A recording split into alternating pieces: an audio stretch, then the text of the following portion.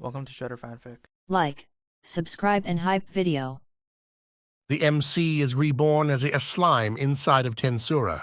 He is a red slime and becomes the rival of Rimura. He nodded slowly. They said they were here to protect us. We didn't believe it. You were right not to, I said. Sapphire returned from the mine, dusting off her gloves. All clear. Good, I said. We'll secure the prisoners and send them back to Tempest for questioning. The man looked uncertain. Will there be more? There won't, I said. Rimura arrived later that evening.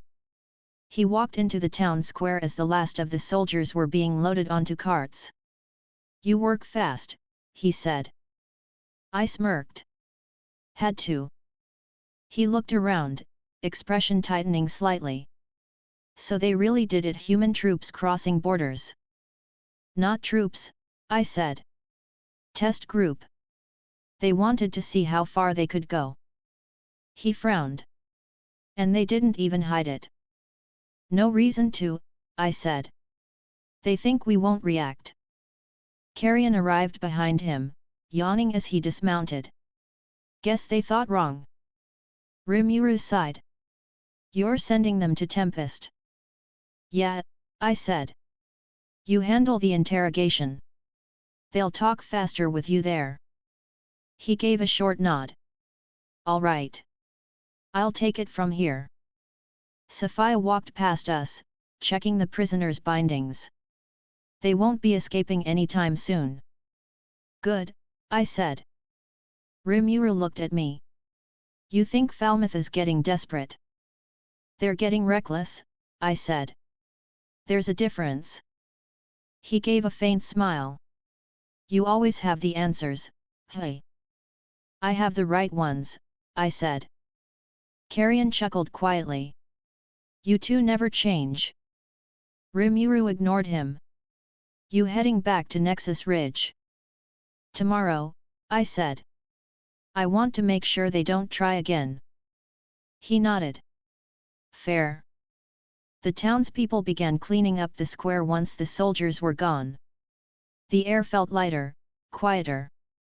Rimura watched them for a moment. You did good work. I shrugged. It's what I do. He smiled faintly. Yeah. I know. The next morning, Gazel arrived with reinforcements from Dworgen. His men began dismantling the last of the Falmouth machinery under my direction. He studied the equipment, his brow furrowed. Refined work. This isn't standard human craftsmanship. Imported, I said. Probably from Inglesia. He nodded slowly. That complicates things. It always does, I said. Rimura finished organizing the prisoner transport. Once these guys are in custody, I'll notify Blumun's government. They deserve to know what was happening in their own town. Carrion crossed his arms. Think they'll admit they ignored it? Rimura sighed quietly. Probably not. I smirked. Then we'll remind them. He laughed softly. You really don't change. I don't need to, I said. We left Brook by noon. The roads were clear, the sun sharp against the sand. Sapphire rode beside me, quiet for a while before finally speaking. You think this will stop them? For now, I said. She nodded slowly. You always sound sure. I am, I said. She smiled faintly.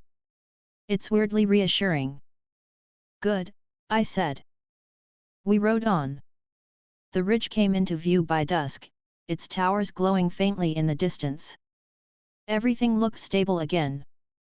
Exactly how it should. Chapter 34, The Council in Inglesia. Rimura called me to Tempest at dawn. The message was short, and he didn't waste time when I walked into the council room. He sat at the table with a neat stack of sealed letters and a folded map. Gazel stood by the window, arms crossed. Carrion leaned against a pillar, watching quietly. Rimura raised his eyes. Emergency session in Inglesia. The Western Nations Council wants answers about Brook and our expansion. They framed it as mediation. He tapped the top letter. It's pressure. I pulled a chair out and sat. Who's attending? Council representatives, Inglesia's ministers, Free Guild leadership, Rimura said. Falmouth is sending a delegation. Blumund, too. Gazel nodded once. They will try to pin aggression on us. They will talk about stability. He slid a thin folder toward me. These are the intercepted reports and the device schematics from Brook. I opened the folder and scanned quickly. Clear diagrams. Sui's annotations on the side. Payment routes. Names. I set my finger on one line. Creston. Rimura frowned. Still a code name. Still a code name, I said. Carrion pushed off the pillar and came closer. You're going in as our representative. I smirked. Who else? Rimura relaxed his shoulders. I want you to lead. I'll arrive late morning of day 2 with the prisoner transfer documents and final trade figures. Gazel's engineers already prepared our infrastructure proof. Gazel met my eyes. Keep your statements simple. Offer verifiable data. If they argue, ask for neutral verification. Make them show their cards. I tilted my head. I'll make them ask for our help. It plays better. Rimuru smiled faintly. I'll have Shana send clean copies of the Nexus Ridge contracts. And Sui will go ahead to set a safe route. Yuaki will be there. I raised an eyebrow. Yuaki invited us. Rimuru exhaled. He's hosting as Free Guild Grandmaster. He said he wants this calm. Carrion's mouth twitched. He always says that. I stood and closed the folder. I'll leave in 1 hour. Rimuru pushed a sealed packet toward me. Full authorization under the Alliance seal. If they demand signatures, this covers it. I took it and nodded. It won't get that far. He grinned. I know. Gazel's voice stayed level. We expect an attempt to corner us with procedure. Don't let them choose the frame. I smiled a little. They'll use ours. I left the room and set the route with Rook and 2 birds. Sophia stepped out of the hall as I approached the gate. You're leaving, she said. Council session, I said. Keep Nexus Ridge moving. She nodded once. I'll double patrols. If Falmouth tries anything near the dunes, we'll know. Good, I said. We made Inglesia by nightfall the next day. The city rose with clean lines and quiet order. Guards in white and blue watched the gates with practiced posture. The Free Guild headquarters stood near the center, tall, precise, and busy. Yuaki met me at the top of the stairs with a bright, easy smile. He wore a simple coat with a gold pin. He waved. Flame. Thanks for coming. I nodded once. You sent the request. I answered. He laughed softly. Direct as always. Come inside. There's a private room set for you. He lowered his voice slightly. The council session begins in 2 hours. They're tense. Let me set the room before you walk in swinging. I smirked. I don't swing without purpose. He brought me through a quiet corridor to a meeting room with a low table, tea set, and 2 stacks of documents. He gestured to a chair. Sit. I'll brief you. I sat and set Rimuru's packet on the table. Yuaki took the seat across from me and poured tea. They're split, he said. Blumund wants de-escalation. Inglesia wants order. Falmouth wants leverage. The council secretariat wants to look useful. He raised 2 fingers. You'll get 2 lines of attack. 1. Accusations over Brook. 2. Accusations over your energy network and hegemony. I glanced at the documents he'd set aside. And your position? He smiled. Guild neutrality. He leaned back slightly. I'll ask for verification and cooperation. If you meet them with clear offers and checks, you win the room. I tilted my head. They'll still try to provoke. Then don't react, he said. He held my eyes for a second. You don't need to. Your work speaks for itself. I smiled faintly. Good. Saves time. He laughed again. You're fun. I slid the Brook folder to him. We're not guessing. These are their relay interceptors and intercept reports. We captured them intact. He scanned one page and nodded. This plays well. Give it calmly. No color. No claims. Let the paper talk. I stood. Where's the room? He pushed off his chair. Follow me. The council chamber was large and clean, with a horseshoe of desks and a central speaking space. Light came through tall windows, matching the measured tone of the room. A thin man with grey hair and a rigid posture handled setup at the center podium. I saw Bluemund's King Edmaris representatives seated together. Fuse, the Bluemund Guild Master, stood behind them, arms folded, watching everything. Inglezia's ministers sat opposite, quiet and observant.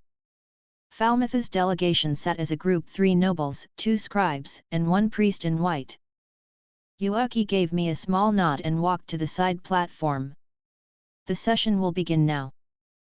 The grey-haired official lifted his hand. By the authority of the Council Secretariat, we open this extraordinary session. Subjects: Brook, the Western expansion, and inter-kingdom stability. He gestured at me. Alliance Representative Flame, you have the floor for an opening statement. I stepped forward, set Rimura's sealed packet on the lectern, and looked around the room. I kept my voice even. Brook was occupied by Falmouth soldiers without consent. We removed them. We recovered devices that monitored and attempted to interfere with our relay network. We are here to present evidence, propose neutral verification, and confirm routes for peaceful trade. A Falmouth noble leaned forward. You admit to hostile action? I raised an eyebrow. We removed an illegal occupation in a neutral town. We didn't harm civilians. We returned control to locals. That's not hostile. That's correction. He stiffened. The priest's eyes narrowed slightly. I saw the movement. The Inglezia minister at the center desk spoke with a measured tone. Do you have proof of the devices? I held up the Brook folder. Complete schematics, relay records, and routes of payment. We invite Inglezia's experts to verify them here. Yuaki stepped in smoothly. Free Guild accepts custody for technical validation and will publish findings to the council. Fuse finally spoke. He stepped forward, lowered his chin, and kept his words steady. Bluemund's witnesses confirm Falmouth troops were present in Brook. Our own guards saw the removal. There was no civilian harm. The grey-haired official nodded. Filed. The first Falmouth scribe stood, forcing a calm expression. Then we request to see the removed devices. I tilted my head. They are in Free Guild custody. You can watch the assessment. You don't get to touch them. He flushed. This is an insult. I smirked. It's procedure. The Inglezia minister tapped a pen against his notes once. His voice stayed dry. Accepted. Free Guild will conduct the hands-on evaluation. Representatives can view under supervision. The priest spoke next. His tone stayed soft. Even if Brook is resolved, there is still the larger concern. Your alliance has established an energy network that spans from Dworgen to Sandora and Eurasania. Humans fear dependency. I met his eyes evenly. Then use your own resources. He went quiet for half a second. Around him, a few ministers shifted in their seats. Yuaki raised a hand. Proposal from the Free Guild. The Alliance provides a transparent standards document for monorelays and establishes a joint protocol for emergency shutdown. Human kingdoms may opt in on a contract basis. That offers choice and reduces fear. I nodded once. Accepted. We'll publish technical summaries. We maintain control of our network. We will not tolerate sabotage. Inglezia's lead minister looked relieved. Good. Falmouth's older noble tried again, voice tight. Your removal at Brook, did you capture our soldiers? Yes, I said. Alive. They are being held under Rimura Tempest's guarantee pending jurisdiction clarification. If requested, we'll transfer them to Free Guild neutral custody with the paper trail. Yuaki inclined his head. We accept neutral holding. The council can assign a review committee. Fuse glanced toward the Blumund table, then back at me. Blumund will provide written statements from Brook's witnesses. We can deliver today. The gray-haired official cleared his throat. Proceed to evidence. Yuaki gestured to an assistant. A table cart was rolled out with a prepared crystal projector and copied diagrams. He raised an open palm. The device used a tri-prism assembly to capture fluctuation in relay output. It is not a relay in itself but a recorder. With enough of these, they could model the network. I crossed my arms. And if you model a network, you can interfere. They started small. The Inglezia minister scribbled a note. The council recognizes the risk. The priest lifted his chin slightly. You present this as if your network is beyond question. I looked at him. It is working. It supports trade. It cuts banditry. It reduces monsters near roots. That's not beyond question. That's observable. The minister circled a point on the map. Provide the output log for Nexus Ridge. We will add it to the record. I pulled the logbook copy from Rimura's packet and handed it across. 30 days. Verified by Dworgen engineers. Signed. He passed it to a clerk. Filed. Yuaki let the room breathe for a moment, then spoke in a conversational tone. So the questions of fact are being addressed. If we shift to policy, what do the human nations require to feel secure without limiting the Alliance's operation? He couldn't have set it up better. I nodded once. 3 things. 1. Clear trade corridors with transit rules. 2. Emergency outage coordination. 3. Third-party audit of sabotage claims through Free Guild. The minister wrote quickly. Acceptable. The priest's eyes stayed on me. And Brook.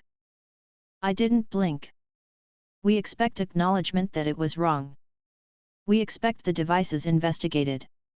We expect no repetition. He lifted his chin. The council cannot issue orders to a sovereign kingdom. I smiled faintly. Then the council can issue a recommendation with the weight of verification. We only need the truth on paper. He said nothing. Fuse stepped forward again. The Brook miners already returned to work. We will file the town's statement today. The gray-haired official looked at Yuaki. Schedule the technical session for this afternoon. Yuaki nodded. Set. The morning session recessed. Delegates broke into small groups. Conversations got lower and more careful. I stayed where I was. Yuaki slipped next to me and handed me a simple folded note with 3 names written cleanly: Edmar, Falmouth, Priest Lauren, Minister Dines. He kept his voice light. Those 3 will push for a binding limitation clause. Don't accept it. Offer voluntary protocols only. I smirked. I wasn't going to accept it. He smiled. I know. We stepped into a private side room with Inglezia's lead minister and Fuse. The minister removed his glasses and rubbed the bridge of his nose. Falmouth thought they could force a narrative. Your evidence is strong. I lowered into a chair. They underestimated the cost of getting caught. He set the glasses down. We want calm borders. If you continue to publish schedule and output summaries, our offices can shield you from the council's worst impulses. Fuse grunted. We'll run messaging through the guild. People will understand if they see reduced monster sightings and increased shipments. I nodded. You'll get the traffic charts, not the keys. Agreed, the minister said. Rimura arrived near the end of lunch with Shin and Shina. He walked into the private room with an easy smile and a stack of stamped papers. Hey! Sorry for the delay. We brought the formal custody pledges and the signed trade proofs. I smirked. You took your time. He grinned. Had to make it neat. He turned to the minister and Fuse and bowed slightly. Thank you for accommodating us. The minister's shoulders eased. Your representative has handled this well. Rimura glanced at me and smiled. He usually does. We went back in for the technical session. Yuaki's engineers presented clean readings. One Inglesia technician asked to dismantle a module under supervision. Yuaki agreed. No one argued with the results. The recorders were exactly what we said they were.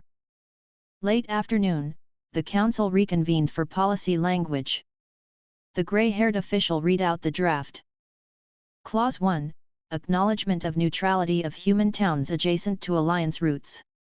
Clause 2, Voluntary publication of relay outputs and outages for trade safety.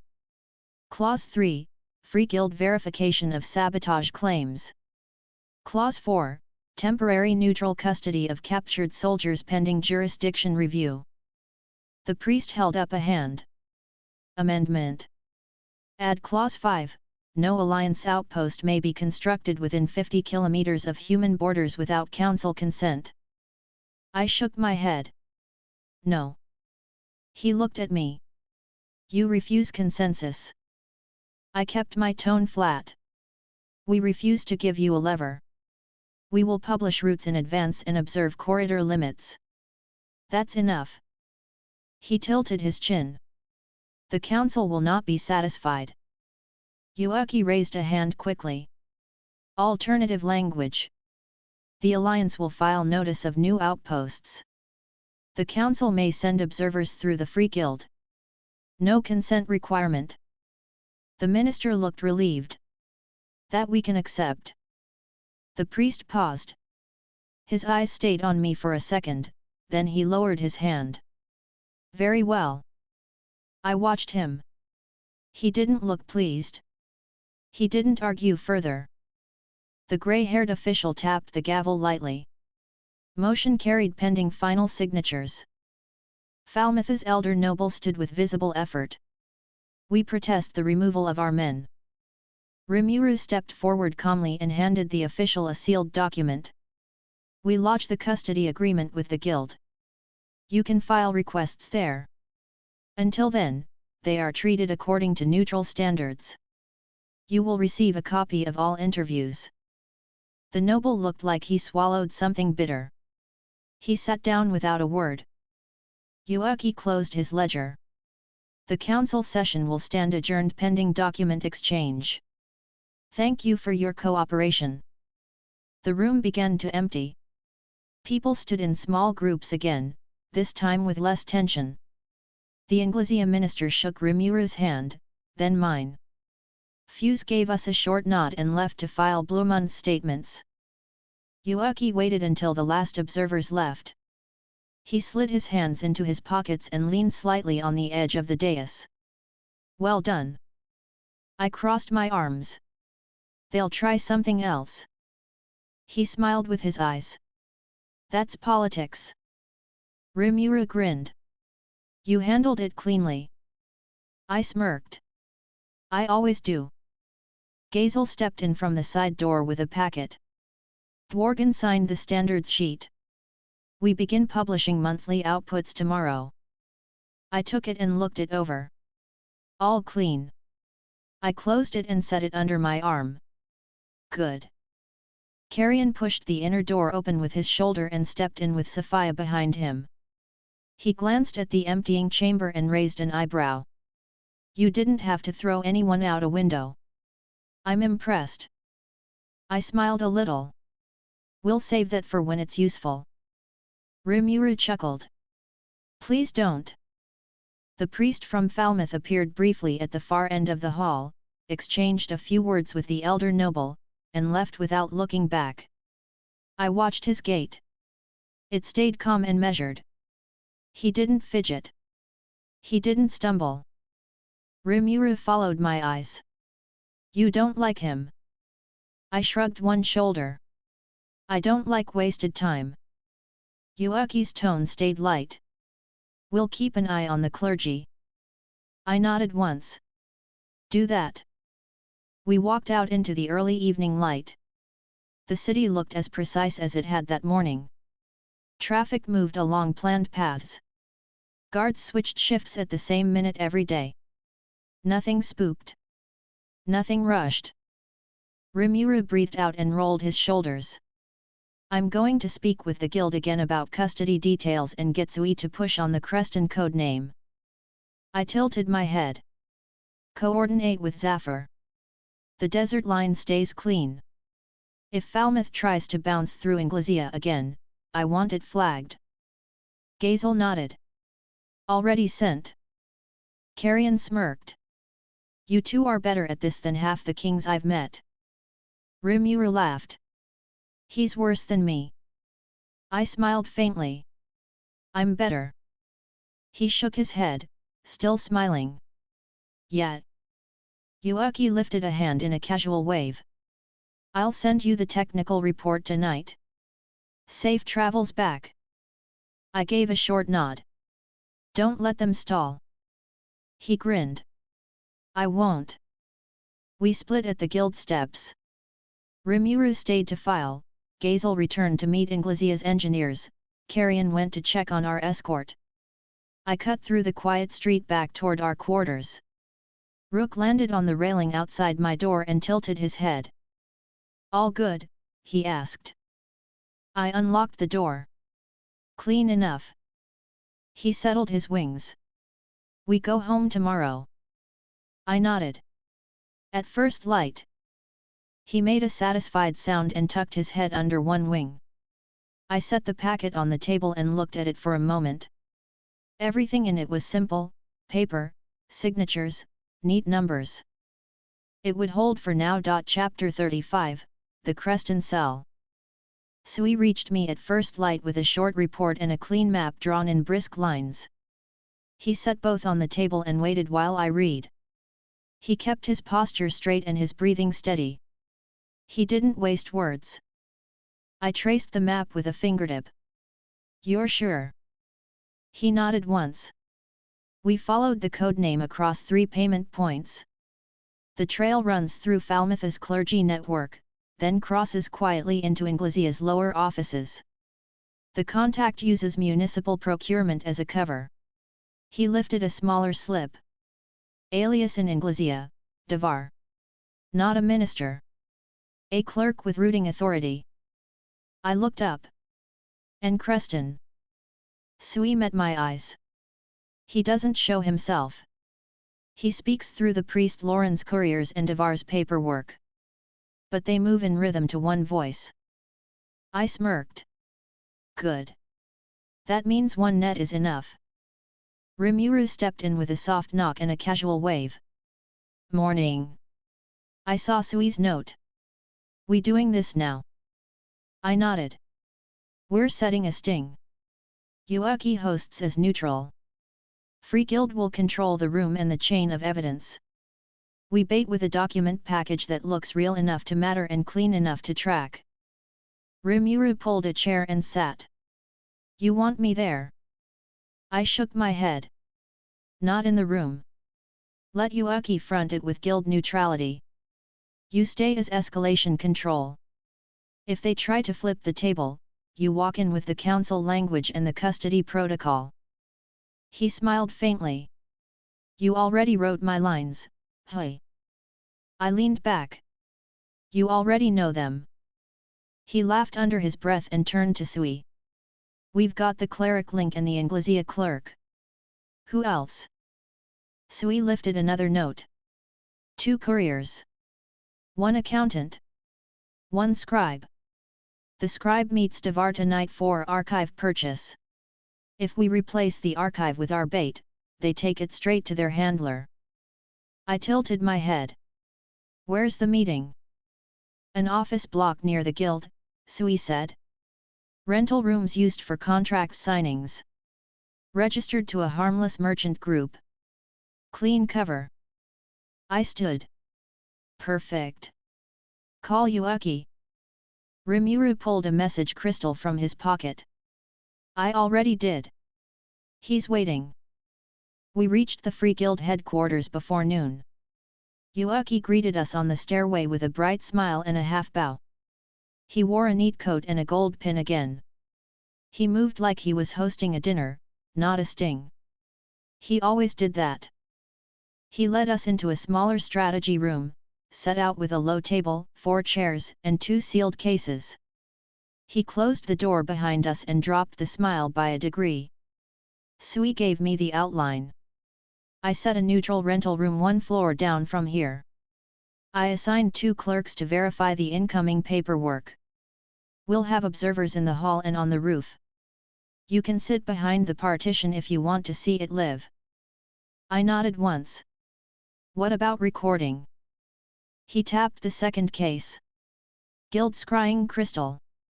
Standard admissibility. Rimura folded his arms and smiled slightly. You're ready. Yuaki shrugged. I like things clean. He tipped his head toward the cases. This the bait. I opened the first, then the second. Inside lay 2 tidy stacks, a trimmed set of Nexus Ridge route charts, and an abbreviated Sandora converter summary with half the essential steps missing but all the language right. I also placed a neatly forged revision schedule with Dworgen seals that would trace back to the guild when the clerk tried to verify. Yuaki grinned. You made it obvious only if you know what to look for. I smirked. We want them to grab it. We also want them to trigger the trail. His eyes went bright for a second. I'll put the guild watermark in the rental ledger. When they pay, the keyword flags the receipt. The clerk won't notice. Rimura stood and adjusted his coat. I'll be in the adjacent room. If they scream monster intimidation, I step out with a smile and a stack of signed council recommendations. I smiled faintly. I'll be behind the partition. Sui takes the roof. 2 guild guards outside, not yours. Yuaki nodded. Done. Meeting is at the 10th bell. The scribe thinks he's buying a copy of undisclosed Western archive material from a corrupt temp clerk who hates us. The temp clerk is my man. Sui placed a thin coil of string on the table. This is the physical trip line. Anyone who breaks it at the far door triggers the record. We will watch all exits. Rimura smoothed the folded map under his palm. We have the clergy contact too. Sui nodded. Lauren won't attend. He's careful. But one of his juniors will. Name, Barrand. He will carry the case once Devar confirms payment. I raised an eyebrow. You already mapped the handoff location. An alley behind the East Granary, Sui said. They prefer predictable places. I smiled a little. Good. We'll make it predictable for us. Yuaki checked the time. We have 6 hours. Get food.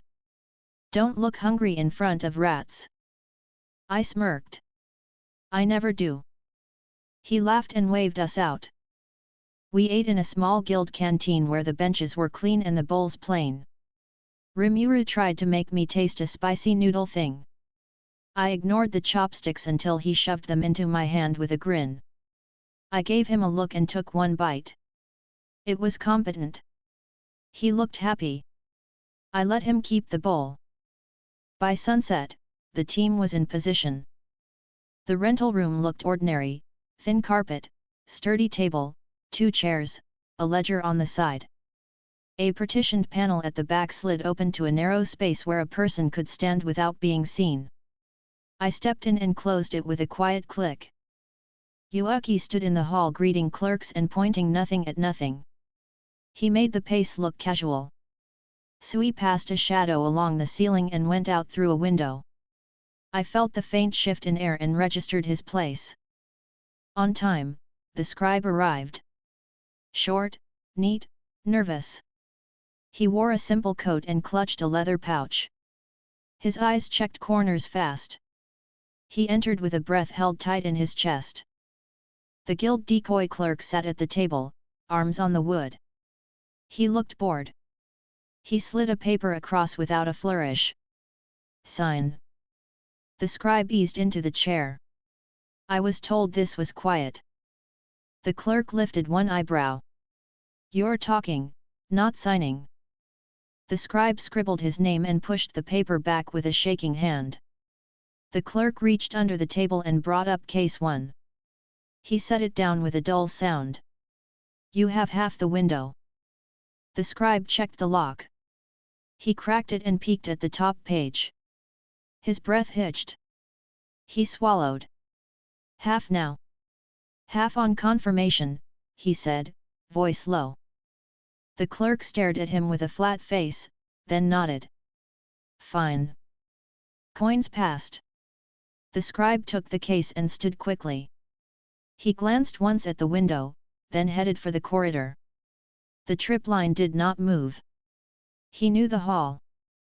I heard Sui in my ear from the small relay bead. North stair. He is cautious. I stepped back from the partition and slid out through the side door. Yuaki looked like a man walking to check lights. We converged toward the north stair on parallel paths and never looked at each other. Outside, the scribe kept his coat tight and his head down. He cut right at the bakery, left at the water post, and moved with steps that knew the stones. He had done this before. He passed a quiet corner and slowed. A taller man with a small scar under his eye stepped out from a shadow and touched the case. Devar, Sui said softly over the bead. Confirmed. We didn't grab them. We followed. They crossed 2 streets and entered a low storage shed behind a leather shop. My bead warmed once. A guild watcher marked a door closing. We tightened the circle but didn't suffocate it. Yuaki moved toward the alley rigs he had set earlier. 2 free guild runners walked slowly across the front of the shed and talked about weather.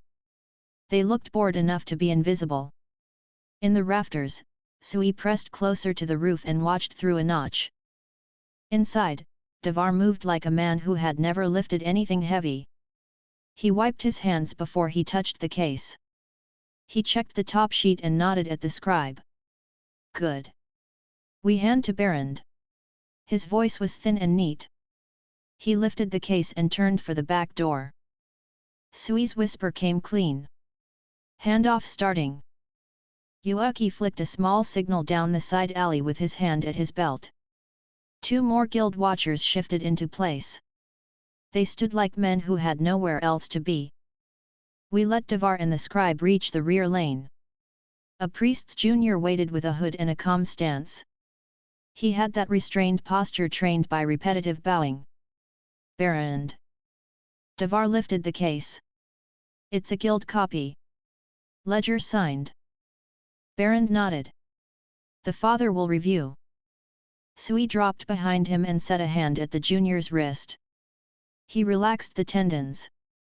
The case stayed up. The father can review at the guild, Sui said. Devar froze. The scribe swallowed loudly. I walked into the mouth of the lane and let my steps crunch on the grit. Yuaki entered from the far side with the same casual smile he used for everything else. He held up a guild pass and a neutral order sheet and tilted his head. Free guild custody, he said. Please do not run. Devar's mouth opened and closed. He tried to speak and failed. Baron tensed, then stilled when Sui pressed down. The scribe looked at the ground and started shaking again. I stopped 3 steps away and looked at the case, then at Devar. Clerk with rooting authority. Procurement, I said. He said nothing. I turned my eyes to Baron. Junior to Lauren. He stayed still. Yuaki moved forward at an easy pace and set the neutral order sheet between us with a quiet tap. Free Guild will document the seizure.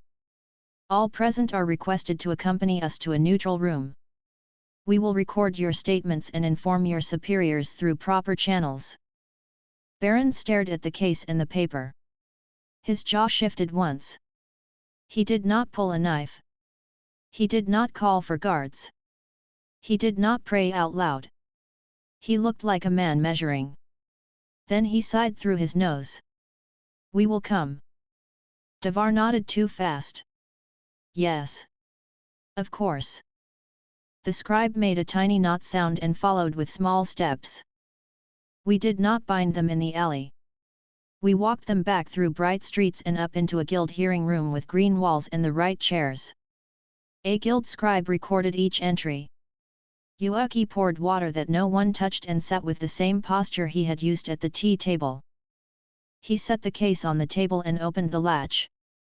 The lid came up with a soft sound.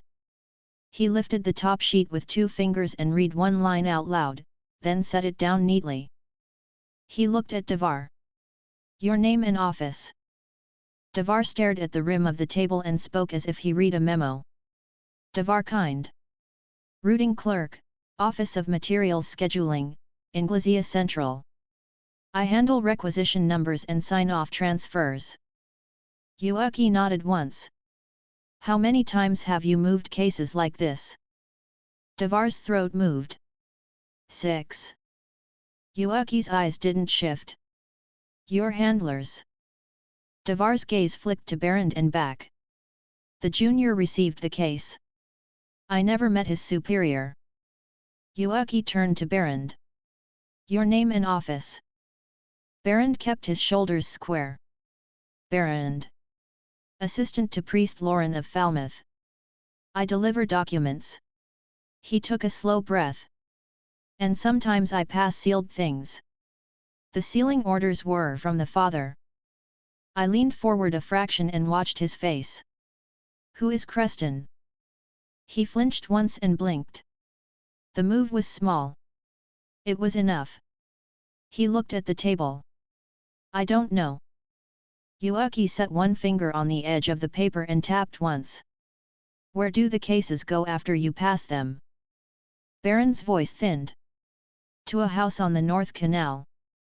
A woman in grey collects them. Sometimes a man with a lined hat. Sui murmured from the ceiling beam above the lamp. We have it. Yuaki made a note and looked at our recorder. Mark that. He returned to Devar. Why did you join this?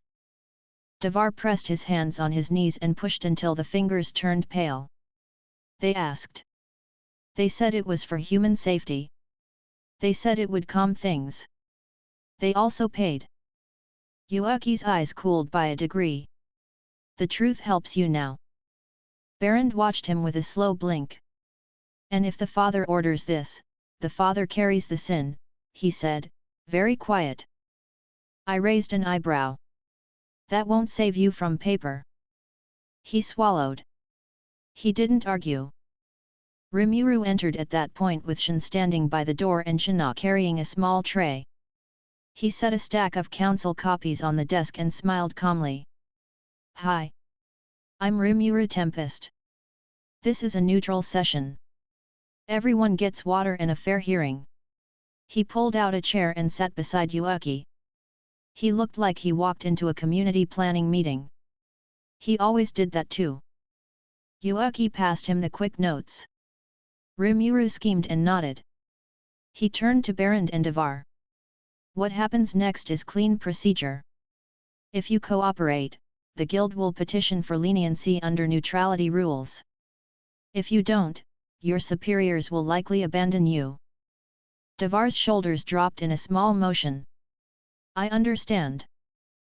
Baron stared at the map on the wall and lowered his eyes. I will write what I know. Yuaki gave them both forms. Shen stood without moving and watched their hands until the pens started moving. Shana set the water gently on the edge and stepped back. The North Canal House took 1 hour. Sui led. Guild watchers made a ring.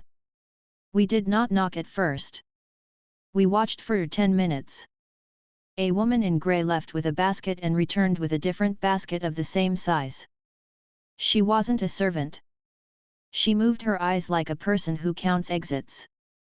We went in on Yuaki's word with a guild key warrant and a polite announcement. The woman tried to run down the hall.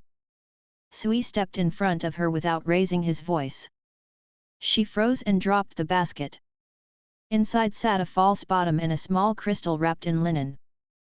Yuaki opened the false bottom, inspected the crystal without touching it, and nodded at the recorder. Mark recovered. Custody logged. In the back room, we found 3 more cases, 2 guild forgeries from other hands, and 1 we recognized from Brook. Devar's rooting signature was on the ledger. Baron stood in the corner and pointed at a tiny safe in the wall behind a shelf. He looked down when the scribe wrote that he had pointed. We took all of it. The lined hat man was not home.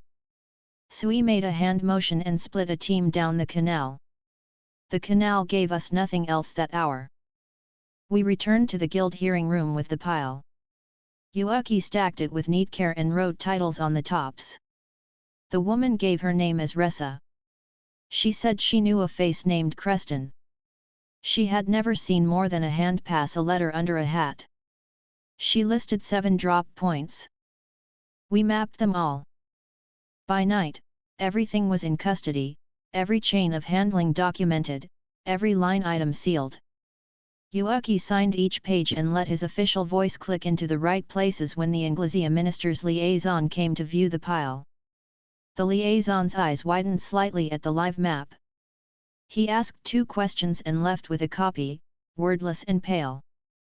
Rimura rubbed the back of his neck. That's going to move. Fast. I smirked. Good. He smiled back. You look pleased. I sat, rolled my neck, and watched the last crystal go into a padded box. They walked into a room we prepared. We saved time. He grinned. There it is. Gazel arrived at the doorway with dust on his boots and a packet under his arm. He looked at the table and the stack of cases, then at Yuaki. That's enough to build a scaffold of paper. Yuaki nodded. We'll build a corridor, not a scaffold. It goes to custody, then to the council registry. No one can claim surprise. Gazel stood quietly for a long second and then handed me the packet. Dworgen's engineers reviewed the Sandora converter spec you released to Inglesia. They approve the public version. Our private version stays private.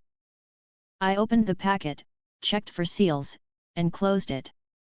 Good. Carrion leaned on the doorframe and looked bored. That was his tell when he wasn't. You got your clean win, he said. He smiled a little. Want to sleep?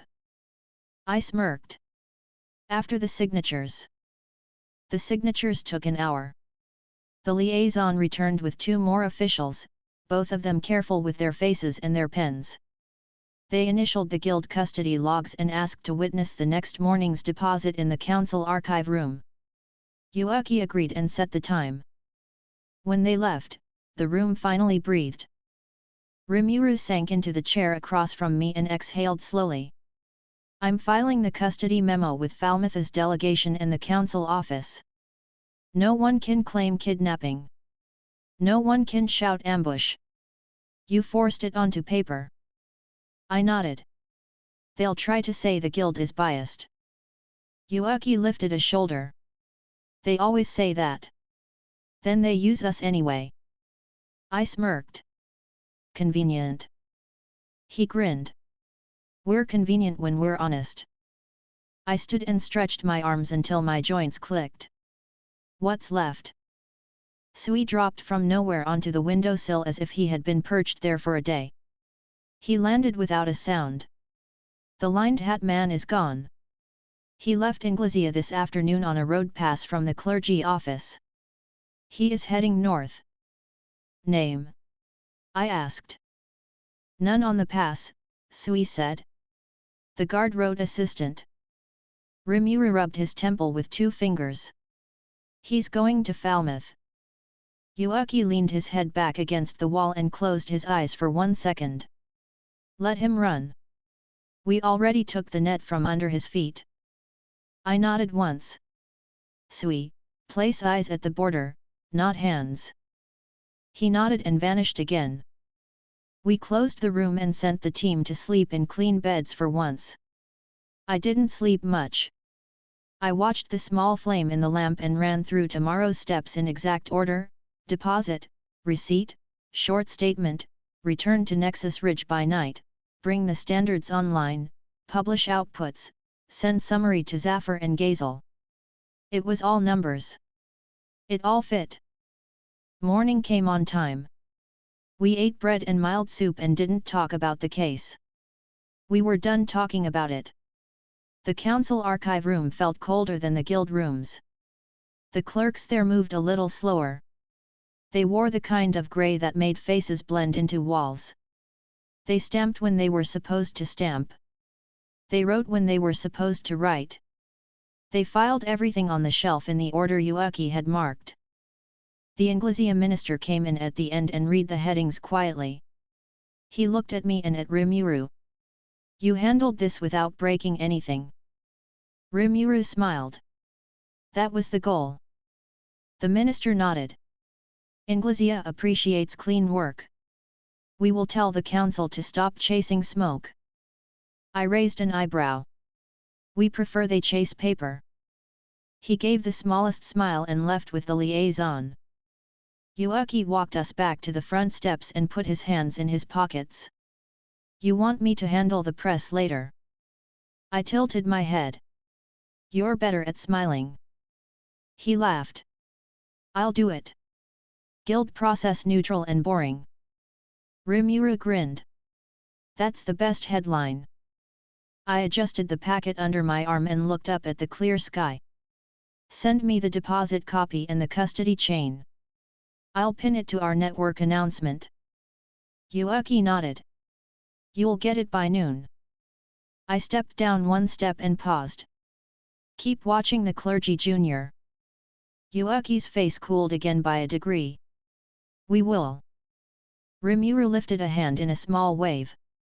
I'll catch up after I finish the guild and minister rounds. Head back and check the ridge. I nodded. Don't let anyone pull you into a private chat. He smirked. I'll pretend to be busy. I smiled faintly. Pretend less. Be busy more. He laughed and turned toward the hall. We left Inglesia by midday. The road was the same as yesterday and the same as next week.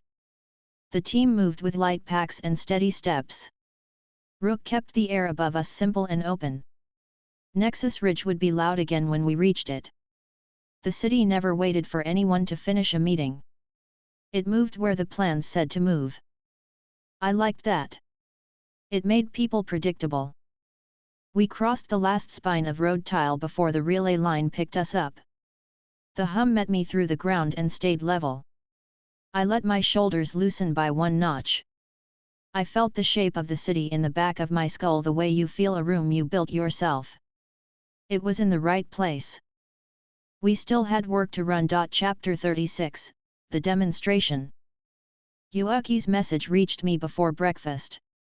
He asked for a formal on-site demonstration at Nexus Ridge to normalize relations after the sting. Inglesia wanted their minister, 2 technicians, and a council liaison to see the relay system in operation. The Free Guild would supervise. Falmouth requested to send a single observer for transparency. I set the tablet down and rubbed my thumb once along the edge. They want to touch the equipment. Rook stood on the balcony rail and tilted his head. We allow it. We script it, I said. No one touches anything without guild custody forms and my sign-off. He nodded once. Understood. I sent quick notices to Rimuru, Gazel, and Carrion. Rimuru replied first with a simple confirmation in a line that read, "I'll let Yuaki front the room. I'll be present and quiet unless needed." Gazel sent the engineering checklist he preferred for third-party inspections. Carrion's reply was short, "Sophia will command perimeter. No accidents." I liked clean answers. Preparation took the morning. I walked the path the delegation would take and marked stop points with small blue tags on the floor. The route started at the central core building, moved to Tower 3 for a live load test, then to the southern wall for defense synchronization. The last stop was the control gallery on the upper platform. I held my palm above the central core housing. The hum stayed even. The output log ticked up on the wall display by regular increments. The numbers lined up with yesterday's. Good. Bram, the dwarven foreman, came in with a ledger under his arm. He wiped dust off his forehead and looked up at me. "You really want a live test with outsiders watching?" "Yes," I said. "We keep it controlled." He nodded once. "We secured access panels on all towers. Only guild keys open them now." "Good," I said. "Double it. 2 keys. 1 guild, 1 of ours. Both present for any opening." Bram's mouth twitched. "You expect tricks?" "I expect efficiency," I said. "Tricks are inefficient when they fail." He grunted. Sui arrived next, stepping out from a shadow with no sound. He inclined his head. I placed watchers along the route. 2 on the roofline, 1 on the west parapet, 1 at the service stair. We will document entries and exits by sight and by bead. "Runners?" I asked. 4, he said. "They will not interfere unless you signal." I nodded. "Keep eyes on the Falmouth observer." He gave a small nod and slipped back into the corridor. Sophia met me at the southern gate an hour later with a patrol roster in her hand. Her armor was clean. She looked alert and calm. "Eurazania takes the south and west. Tempest covers the gate and the plaza. Dworgen holds the interior." I glanced through the roster and handed it back. "Rotate every 2 hours. No one stands in the same spot long enough to get dull." She smirked. "You think we'll get dull while they're here?" "You get dull after you think that," I said. She laughed once and turned to brief her captains. By midday, the delegation arrived. The leading carriage bore Inglezia's crest. The minister stepped out first, a composed man named Dines. He wore a tailored coat and simple wire glasses. His eyes were quick. Behind him came 2 technicians carrying instrument cases. The council liaison followed with a stiff posture and a ledger clutched like a shield. The last figure in the group wore Falmouth's colors under a plain travel cloak. He made a point of walking in the middle of the group like a guest who thought he was family. Rimura waited at the gate with a relaxed stance. He lifted a hand as they approached. "Welcome to Nexus Ridge. Thank you for coming." Dines nodded. "Thank you for the invitation." He looked around once. "Your city is well organized." Rimuru smiled. "We try." Yuaki stood just inside the threshold with 2 free guild clerks, both with sealed boxes and identical pens. He wore an easy expression. "We'll start with custody formalities. All observation instruments will be logged and sealed. Any panel opening requires a guild clerk present, the site lead's consent, and a second sign-off from Inglezia's minister." Dines adjusted his glasses and nodded. "Accepted." The Falmouth observer smiled slightly. "Sensible. Transparency builds trust." I watched his hands. He kept them empty and visible. It was a neat performance. I didn't clap. I stepped forward. I'm Flame. I run this site. I kept my voice even. We'll follow the route on the posted plan. Do not wander. If you need to step aside, ask one of the guild clerks. Dines looked at me directly. Understood. The technicians opened their cases and laid out their tools for guild inspection. Calibration rods, a monoflux wand, 2 crystal readers, and a folding console.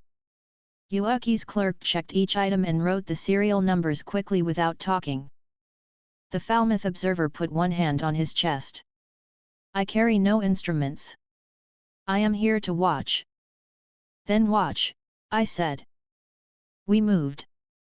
Stop 1, the central core building. The chamber was clean and bright. The main core sat behind glass with a visible barrier shimmer. Bram joined us, standing out of the way but close enough to answer questions. I tapped the wall display. This is the run of the last 30 days. No outages. 3 controlled tests. All documented.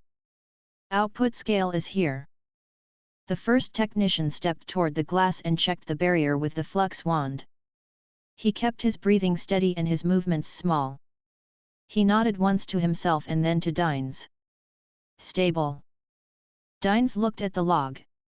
We appreciate the logging format. It is clear. I inclined my head a fraction. Clarity saves time. Yuuki gestured at the guild clerk. Note the minister's acknowledgement of clarity. The clerk wrote without pausing. The council liaison cleared his throat. We have a question about your emergency shutdown. How does consent function? I looked at him. This site leads. We notify the network. A guild relay carries the notice. Your teams may watch and record. We do not grant veto. The liaison pressed his lips together in a quick line. He wrote something and stopped talking. The Falmouth observer glanced up at the ceiling. It is impressive that you have built something of this scale so quickly. His voice rolled smooth. I looked at him without changing my expression. We build well. He smiled and looked away. Stop 2, Tower 3. We walked in a tight group across the plaza. Guards rotated positions without being told. Sui's presence moved like a cold patch of air above us and then disappeared from my awareness. Rook circled once and banked toward the southern parapet. I paused at the base of Tower 3 and glanced at Bram. He nodded and held up the key. Yuuki held up the guild key. They inserted both and turned them together. The panel lock released with a clean click. I raised my hand. No one leans into the chamber. The technicians kept a safe angle. The first one connected his reader to the outer contact. The second monitored the console and noted the numbers quietly. I watched the digits roll. Starting load test, I said. Step 1, 10% draw. Bram eased the lever. The tower's glow brightened a shade. The numbers climbed. I watched them settle and held my palm above the panel edge. Heat rose and leveled. The technician nodded. Clean response. Step 2, 30% draw, I said. Bram eased again. The console showed the second stage exactly where it should. The technician's shoulders dropped a hair. Dines lifted his chin. Your redundancy. I tapped the secondary conduit on the wall diagram. Parallel loop. If the primary fails, the secondary holds for 6 minutes at 30% before automatic shutdown. Manual extension is possible with a Dworgen crew present. Gazel's name carried weight without saying it. Dines's face eased a fraction. He made a note. Step 3, emergency trigger, I said. Bram pulled the small red toggle. The tower dimmed to a minimal pulse. The console beeped 2 short sounds. The readers showed the drop and then the steady low-level maintenance. I watched the time count. 3 seconds. Stable. The Falmouth observer took a step closer. His hands stayed empty. His eyes tracked the readers and then the keyholes. He nodded with that same deliberate calm. We restored the tower to normal function. The numbers resumed their regular climb. Yuaki's clerk logged the test and stamped the line. "Stop 3, I said. Southern wall." We moved again. Sophia stood on the wall with her crew in 2 lines. She saluted with 2 fingers and dropped her hand. Her eyes took in the whole group in one sweep. She looked satisfied that no one had multiplied. I stopped at the defense synchronization panel and tapped the display. This shows the relay and barrier alignment. We keep the defense grid separate from the power grid. No one gets both at once. Dines nodded in approval. Sensible. The technician ran his wand along the seam. He nodded again. Synchronized. I shifted my weight once and looked at the entire group. Last stop, control gallery. We climbed the stairs to the upper level and entered the long room with the wide map and the data displays. The glass windows faced the towers and the plaza. The hum felt steady in the floorboards. Everything felt right. I raised a hand toward the main display. This is real-time output. You will see a slight correction every 6 minutes when the system checks its own alignment. The numbers ticked. The small correction came and went like a clean breath. The council liaison leaned forward a fraction. "Can you demonstrate a local failure simulation?" "Yes," I said. "Bram will simulate a single junction fault on Tower 2. I pressed the intercom button. "Bram." "Ready," his voice came from the speaker. "Short test," I said. "Understood." The display dipped by 1% and corrected. The alarm did not sound. The technician watched the line and glanced at Dines. "As described." Dines gave one small nod. I let my shoulders relax one notch. Everything had tracked cleanly for 90 minutes. We were close to done. Yuaki stepped forward slightly and lifted a hand. "Before we close, the Free Guild requests to open one panel of the delegation's choosing, with full custody, to confirm no deviations exist from the schematics." Dines looked at the technicians. They held a quiet eye contact exchange and then pointed to Tower 5. "That one." "Good," I said. "It is close." We went down at a normal pace. No one hurried.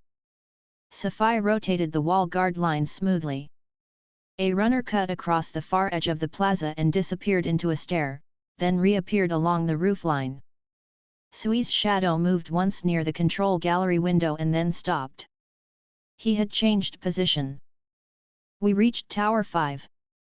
Bram produced his key. Yuaki produced the guild key. They turned together. The lock clicked. The panel opened. I stepped back to let the technicians approach. The first connected his reader to the outer contact again. The second watched the rolling numbers on the portable console. For one half breath, the numbers bumped a fraction higher than expected and then settled. It was small.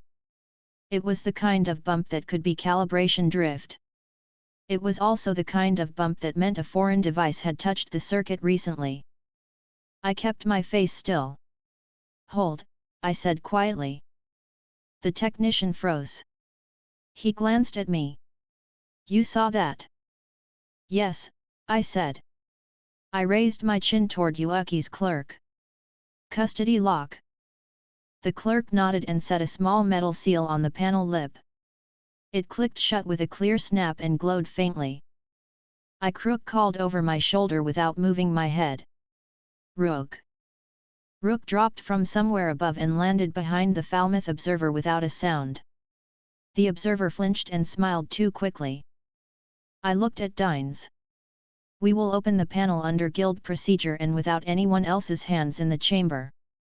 Dines adjusted his glasses and nodded once.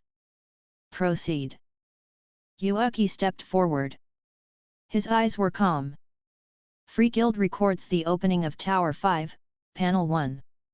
Present, Inglesia Minister and Technicians, Council Liaison, Alliance Site Lead, Guild Clerks. The clerk repeated the record line and touched the custody seal. The glow dimmed. Bram and Yuaki turned their keys again and drew the panel open by 2 hinges. Bram held his hands behind his back. He did not lean.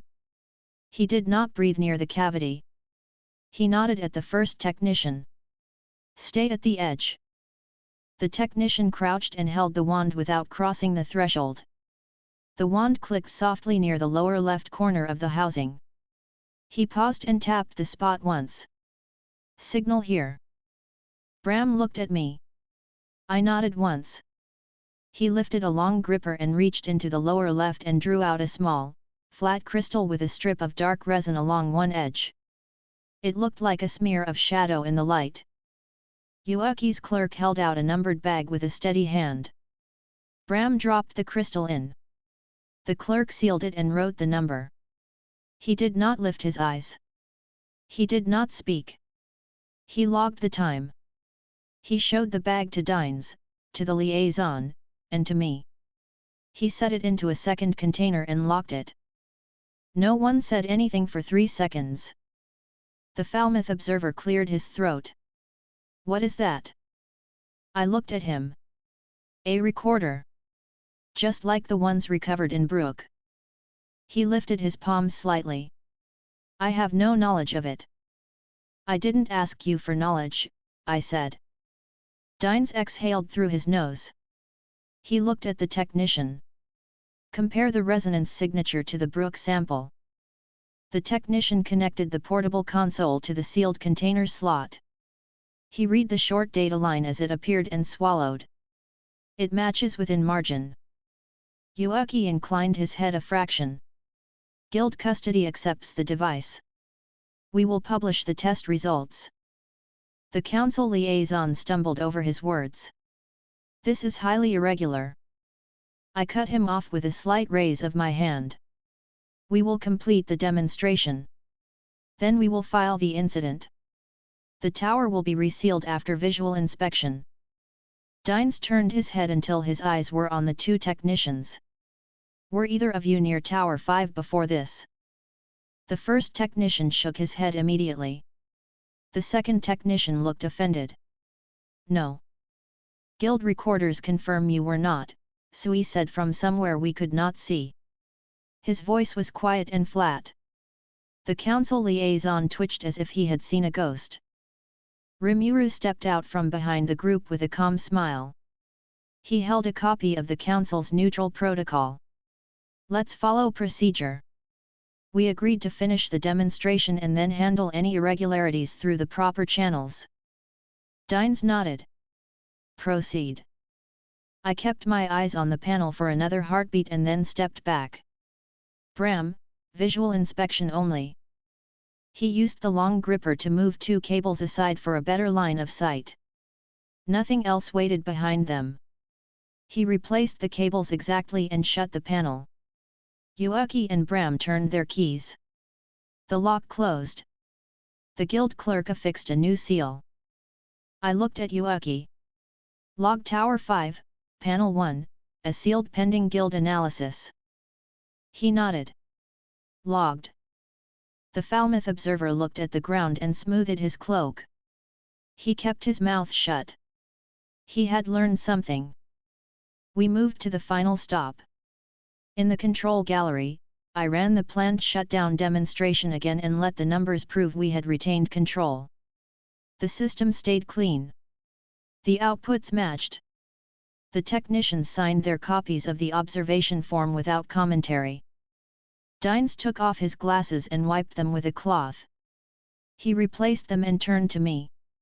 We will issue a statement that the demonstration was successful. We will also note the recovery of an unauthorized device under guild custody and pending analysis. We will request that the council expedite the review. I nodded once. Good. The council liaison adjusted his ledger. We will attach the neutral protocol as an exhibit. Yuaki's mouth lifted slightly. efficient. The Falmouth observer stared at the floor and did not request a private word with anyone. He asked to leave early. Yuaki agreed and had a guild guard escort him to the gate. Sui watched the escort and let him go anyway. After the delegation left, the plaza returned to normal noise. Workers resumed their lines. Guards loosened by a half degree.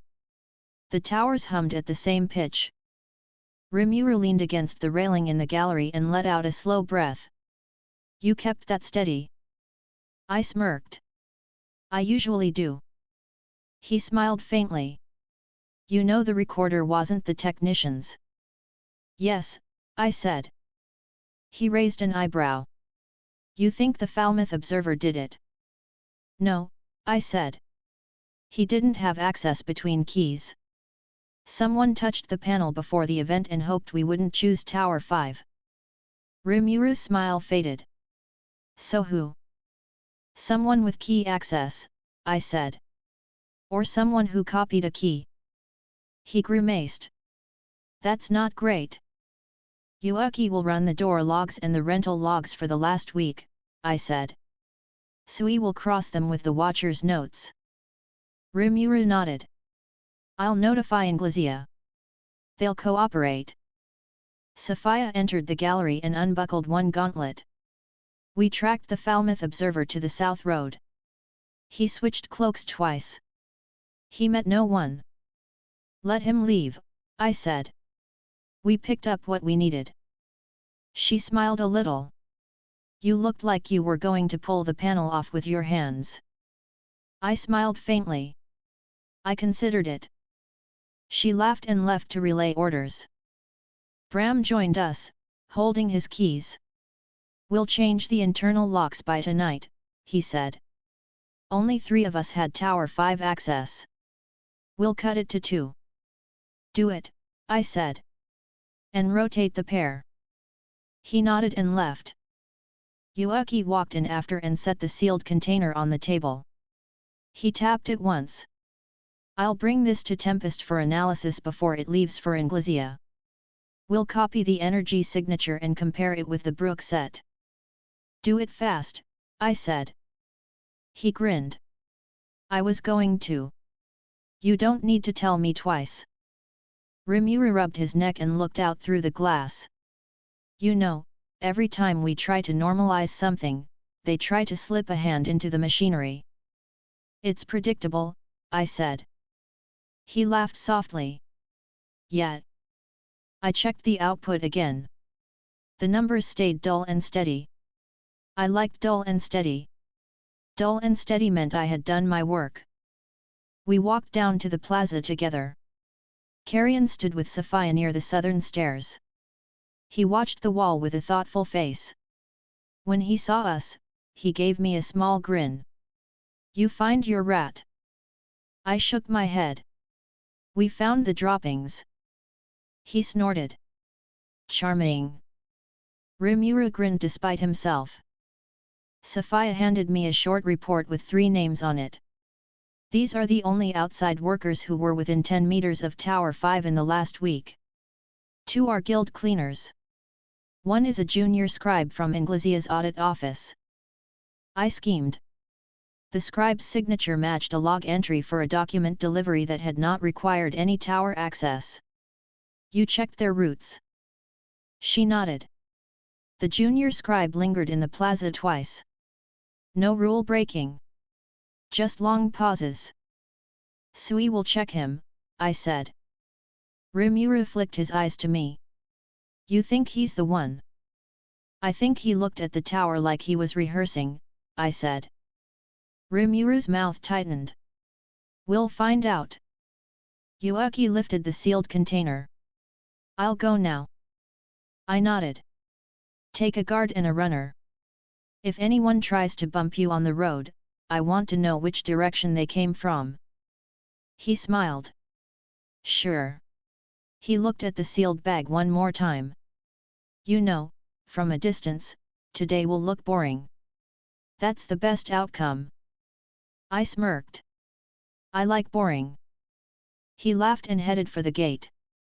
Evening settled in steady lines. The relay towers cast clean light across the stone. Workers cleaned their tools and stored them where they belonged. The defense grid ticked over and stayed in sync. The air cooled. The city exhaled. I stood on the central platform and watched the displays for another 10 minutes. Everything moved in rhythm. No drift. No surprise. Good. Rook landed at my shoulder and clicked his beak once. All done. For now, I said. He ruffled his feathers and settled. You still don't rest.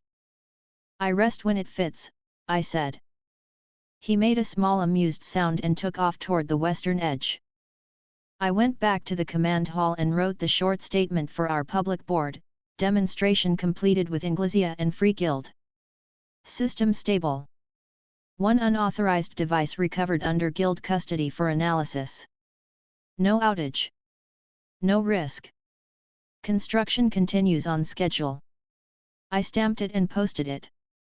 The hour bell rang. Workers changed shifts. The city kept moving. Everything was in its place. Chapter 37, Audit and Arrest. The confirmation arrived at midday through Yuaki's relay. He sent the message with the audit seal attached. The Inglesia technicians had finished their analysis early. The recovered recorder from Tower 5 matched the Brook signature within a narrow band. The guild clerk added a single line at the bottom, insertion point identified. Junior Scribe. Audit Office Routing Team. I set the tablet on the table and exhaled once through my nose. Good. Rook perched on the window frame. He tilted his head. We move. We move, I said. I forwarded the notice to Rimuru, Gazel, and Carrion. I added one sentence, neutral arrest, guild-led, no disruption to normalization. Rimuru sent back a short reply understood. I will attend if needed. Gazel answered with standard custody language. Carrion sent a single word, hunt. I left the hall and cut through the corridor to the western balcony. The tower hum stayed even under the stone. The plaza lines held steady. Sophia crossed the square with two captains and a report slate in hand. She saw my signal and broke toward the stair. She stopped in front of me, boots set square. We have confirmation. I nodded. Inglesia Audit Office. Junior Scribe. He's the insertion point. Her mouth went tight. We pick him up. We do, I said. Guild first. Inglesia present. No noise in the street. She gave a short nod. I'll alert my patrol to stand down around the gate. They look too eager. Rotate them to the wall, I said. We keep this clean. She turned and signaled to her captains. They moved immediately. Sui appeared near the door without sound. He inclined his head. I have the scribe's schedule. Name, Heel. 3rd floor, Audit Office, Western Wing. He leaves at the 9th bell, walks south along the canal, and buys bread at a stall he trusts. He lingers at the bridge before home. I smirked. He likes routine. Sui kept his voice steady. He also stops in empty corridors. He talks to no one we can see. He will talk today, I said. I sent a short message to Yuaki, we arrest at office. Need minister witness and clerk for custody. He answered 4 words, room prepared. Keys ready. I looked at Sui. We go now. He nodded once and vanished around the lintel. I told Rook to hold the hall. He made a soft sound and settled back on the frame. We took the guild line to Inglesia in under an hour. Yuaki met us at the guild's side entrance with a small smile and 2 sealed packets. He adjusted his coat and lowered his voice. Dines sent his deputy to stand as minister's witness, he said. We have a neutral room. The audit office has been notified to cooperate. No one else knows why. I nodded once. Good. He gestured down the hall. We go now. Sui's already watching the floor. We moved through quiet corridors with clean floors and narrow windows. Guild staff glanced up, registered who we were, and looked down again. That was how I liked it. The audit office took up the western wing's third floor. White doors. Straight lines. A clerk at the front desk looked up and smoothed her skirt. Yuaki lifted a hand with his easy smile. Free Guild. Neutral execution of custody, he said. Please inform Deputy Minister Wraith that we've arrived. She stood quickly and bowed. Of course. She sent a runner without turning her head. Sui stepped out of a side alcove and inclined his head at me. Heel is at his desk. He has not moved for 1 hour. Any messages? I asked. None, he said. He looks like a man who thinks today is an ordinary day. Good, I said. Deputy Minister Wraith arrived with steady steps. He was middle-aged, tidy, and focused. He dipped his head at Yuaki. Grandmaster. We are prepared. Yuaki smiled. Thank you for your cooperation. Wraith turned to me. You are Flame. I nodded. I am. We appreciate your restraint, he said. This will be recorded. Record everything, I said. He adjusted his cuff and gestured toward the inner hall. We've cleared an office 2 doors from Heel's desk. Your room is across the corridor. We walked. The office floor was quiet. Clerks wrote without looking up. Quills scratched in a steady rhythm. We passed one open door. A man sat at a tidy desk, shoulders hunched, eyes down. His posture was careful, with no wasted movement. Sui flicked a small signal with his hand. That was Heel. Yuaki's neutral room sat opposite Heel's office. The guild clerk stood inside with a log, a locked box, and 2 sets of cuffs with guild seals. A scribe sat with a ledger and 3 quills ready. He looked calm. Wraith opened the opposite door. 4 desks. Heel sat at the second. He did not raise his head when the door opened. His hand paused and then resumed writing. His face stayed neutral. Wraith stepped inside with Yuaki. I stayed at the door. Sui moved to the corner and merged with the shadow. The guild scribe followed in and sat on a stool near the cabinet. The guild clerk kept the cuffs hidden behind the door jamb. Wraith folded his hands and kept his voice even. Heel. Heel looked up with a small, trained smile. Sir. Wraith kept his tone formal. The Free Guild has presented a neutral custody order for an internal investigation. You are required to accompany us to the hearing room next door. Heel blinked and swallowed. I do not understand. You will, Wraith said. Stand, please. Heel's chair scraped lightly. He stood slowly. He glanced at the papers on his desk. His breath quickened slightly. He opened his mouth and closed it. Yuaki stepped in with a polite nod. We'll be quick. Heel looked at him, then at Wraith, then at the doorway. He did not run. He did not shout. He followed when Wraith stepped aside. We moved him into the neutral room. The door closed with a soft latch. The guild scribe wrote the time. The clerk set the cuffs on the table. She did not lift them. She let Heel see them. Yuaki gestured to the chair across the table. Sit. You may drink water. You will be recorded. Heel sat on the edge of the chair. His hands were flat on his knees. His breath started to settle. I stood behind Yuaki and crossed my arms. I kept my eyes on Heel's face. He looked like a man who finally understood that today was not an ordinary day. Yuaki kept his voice neutral. State your name and office. Heel swallowed. Heel. Audit Office Routing Team. Western Wing. Yuaki nodded. On the day before yesterday, did you deliver a document to the Nexus Ridge observation team? Heel blinked. I delivered 2 notices. Yuaki slid a copy across the table. This one? Heel glanced and nodded. Yes. It was the minister's standard form. Yuaki's tone stayed even. During your time at Nexus Ridge, did you approach Tower 5? He hesitated for one breath. No. I watched his face.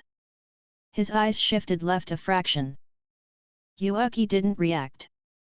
He slid a printed image of the plaza with a tiny, circled shape near Tower 5. Our watchers recorded this. Heel's mouth opened, then closed again. His shoulders sagged by a small degree. He whispered, I walked near it. He swallowed. I did not open anything. Yuaki signaled to the guild clerk. She slipped the sealed bag onto the table with the recovered recorder inside.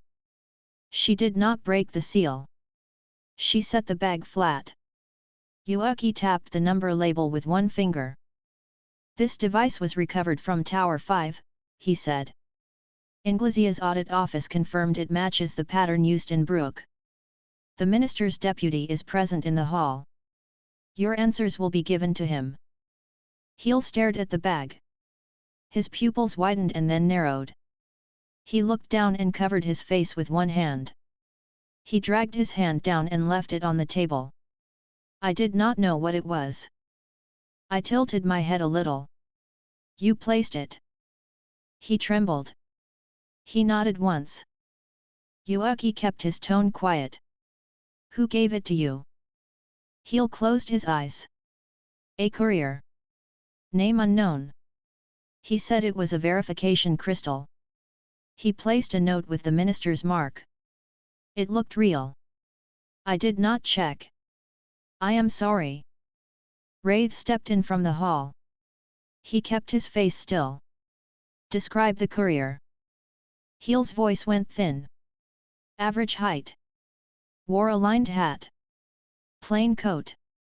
No accent. He said it was urgent. He looked at me like he knew me. Wraith's jaw tightened a notch. He nodded to Yuaki. Continue. Yuaki slid another sheet forward. Have you seen this man? It was a simple sketch of the lined hat man we didn't catch at the canal house. The angle was approximate. Heel stared and inhaled sharply. Yes. He jerked his finger toward the page. That is him. Sui did not move in the corner, but the air near him felt colder. Yuaki let the silence hold for 2 counts. How many times has he given you anything? 3, Heel said. Always in the corridor. Always near shift change. Did anyone vouch for him? Yuaki asked. Heel shook his head quickly. No. He used the right language. He acted like staff. I did not question. Wraith looked pained. You will write every time and every word. I will, Heel said. Yuaki leaned back a little. We will move to the second stage now. You will set a meeting with him. You will tell him there is another package to move. You will bring him to a place we will choose. You will not deviate. Heel looked up fast. He will know. I smirked. He knew a lot and still walked into a guild room last time. He will come. Heel stared at my face for a second and then nodded quickly. Where? Yuaki looked at Sui. The Old East Records Annex. Sui's answer came low. It is empty. It has one door. It is perfect. Wraith cleared his throat and set his palm flat on the table. The audit office consents. We will provide a blank pass for Heel to show at the door. The guards will be told to expect nothing. They will be replaced with guild guards. Yuaki smiled faintly. Thank you. Heel took a slow breath. What do I tell him? Yuaki pushed the Beetroot chart across the table, the one we used at the last sting, with variations. He touched the edge with one finger. You will say there is a correction packet that must be moved tonight. You will say you are nervous about the last incident. You will ask him to handle it for you. He'll swallowed. He will agree. Yuuki nodded. Good. Sui stepped out of the shadow and placed a small bead on the table. Put this behind your ear. It will not be seen. Do not touch it. Do not speak unless you must. He'll picked it up with shaking fingers and pressed it into place. He flinched when it settled. He nodded many times. I can do it. I stood and moved toward the door. Set the room. Yuuki snapped his fingers once. A guild runner appeared and sprinted down the hall. Wraith moved with him to prepare passes. Sui vanished again. Heel sat in silence with the bead humming. He looked at the sealed bag and then at the floor. He wiped his hands on his trousers and stood slowly. Yuuki watched him with even eyes. Call him now. Use the annex line. Heel walked to the corner desk, lifted the line, and waited for the connection click. He wet his lips. It's me, he said. There is a packet at my desk. I can't move it. I need help. Please. I am at the annex. He paused. He nodded 3 times. Yes. 30 minutes. He set the receiver down and closed his eyes. Yuuki stood. Good, he said. We go. The annex sat in a quiet lane behind the east wing. It was a low building with a single entrance and 2 narrow windows near the ceiling. Dust lay in a thin layer on the shelves inside. The guild had moved the records months ago. The room smelled faintly of paper and old glue. We set heel at a small table with a single sealed case. He folded his hands and stared at the wood. He breathed in through his nose and out through his mouth. The bead hummed softly near his ear. Yuuki positioned 2 guild clerks behind the shelf line with a scrying crystal. Sui lay above the beam with a clear line to the door. I stood in the corner near the hinge with my arms crossed. Wraith waited outside with 2 Inglisia guards who had been briefed. They looked alert and stiff. We didn't wait long. Footsteps approached at a steady cadence. The man walked like he owned a schedule. The door opened with a small click. He stepped inside and closed it with care. The lined hat shaded his face, but the jawline was the same as the sketch. He looked at heel. He looked at the case. He did not look at the corners. Trouble? He asked. Heel swallowed. Yes, he said. I can't move this. Can you take it? The man gave a small smile that did not reach his eyes. Of course. He reached for the case. Sui dropped in front of him without a sound. The man froze. His hand twitched toward his coat. I was across the room in 1 step. I caught his wrist and twisted. The knife clattered to the floor. He hissed between his teeth and tried to headbutt. I leaned back half a finger's width. He missed and stumbled. Sui's palm pressed to the man's elbow and rotated. The man gasped and sank to 1 knee. Yuuki stepped out from behind the shelf with the neutral order in one hand and the guild seal in the other. He smiled as if greeting a guest. Free guild custody. Please stop moving. The man breathed fast through his nose. He looked at the seal. He went still. Wraith stepped in from the door. He kept his voice level. You will state your name and office. The man looked at him and then at me. He shut his mouth. Yuuki kept his tone light. We can do this in order. Name and office, then water, then a seat. The man pressed his lips into a thin line. He eased his jaw. Halvern, he said. Consultant. Wraith frowned. For who? Various, Halvern said. Yuuki's smile did not change. You do not have a ministry. Halvern said nothing.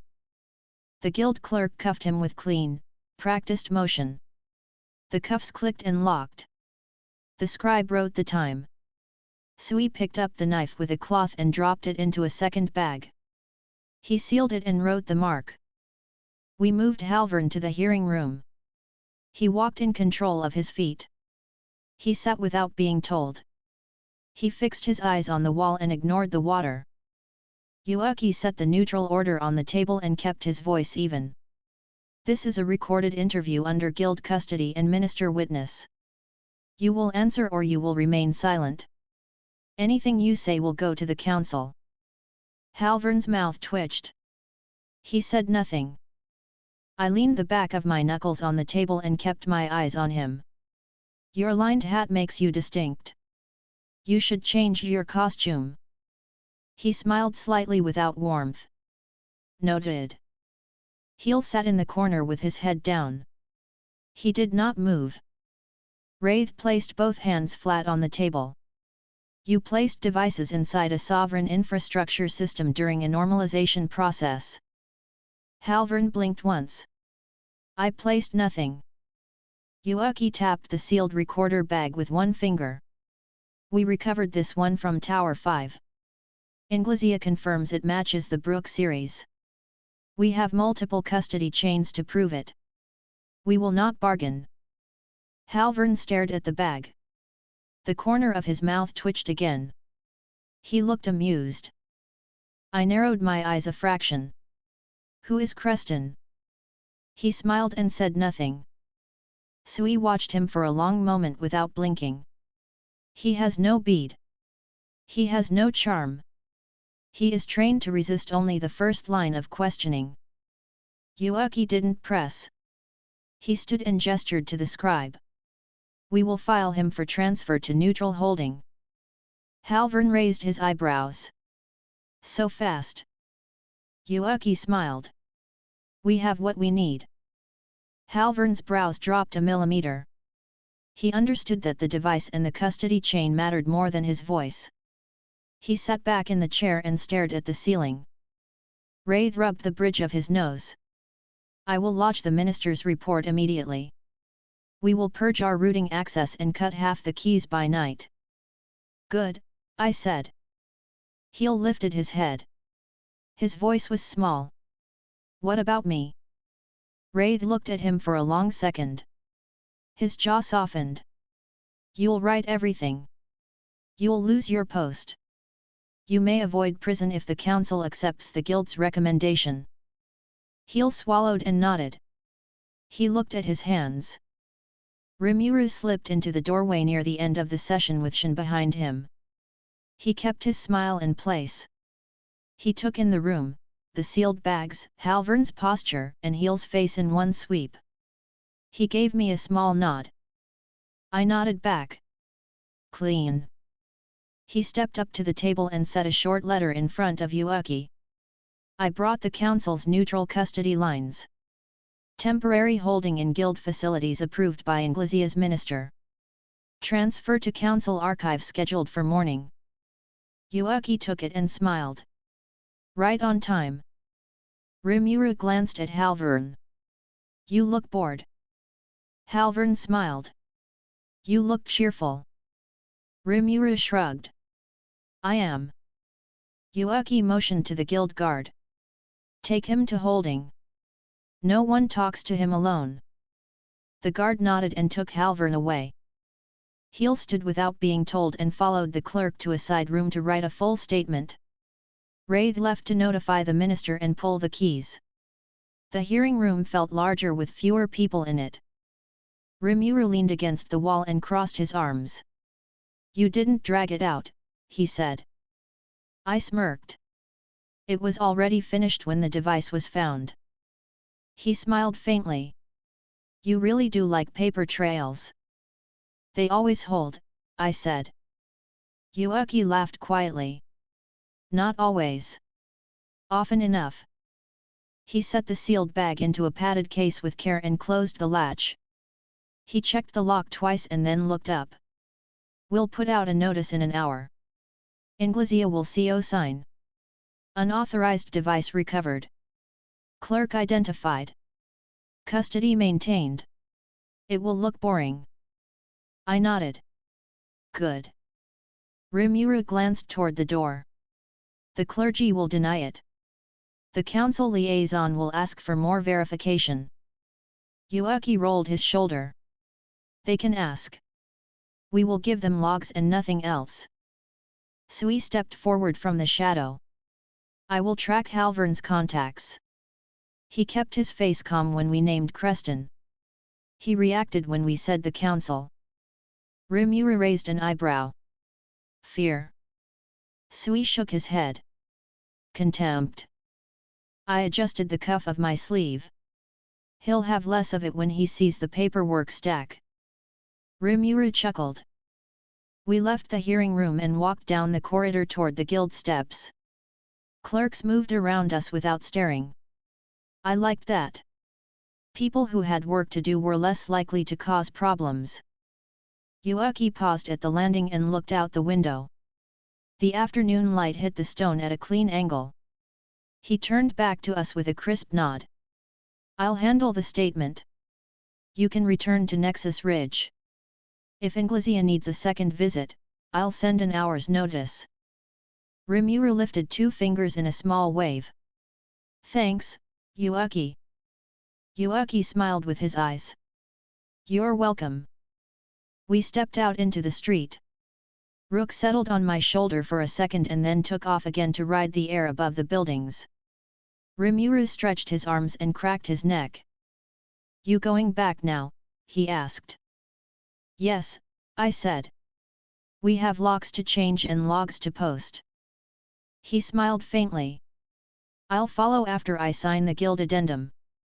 I nodded once and headed toward the relay point. We reached Nexus Ridge by early evening. The towers glowed at the edges. Workers closed out their shifts. The wall guards switched lines with clean handovers. The plaza carried a steady rhythm again. Bram met me at Tower 5 with a small bundle of iron. He held it up. New locks. New keys. Only 2 holders. I took 1 key and weighed it in my palm. Rotate them every day. No duplicates. He grinned.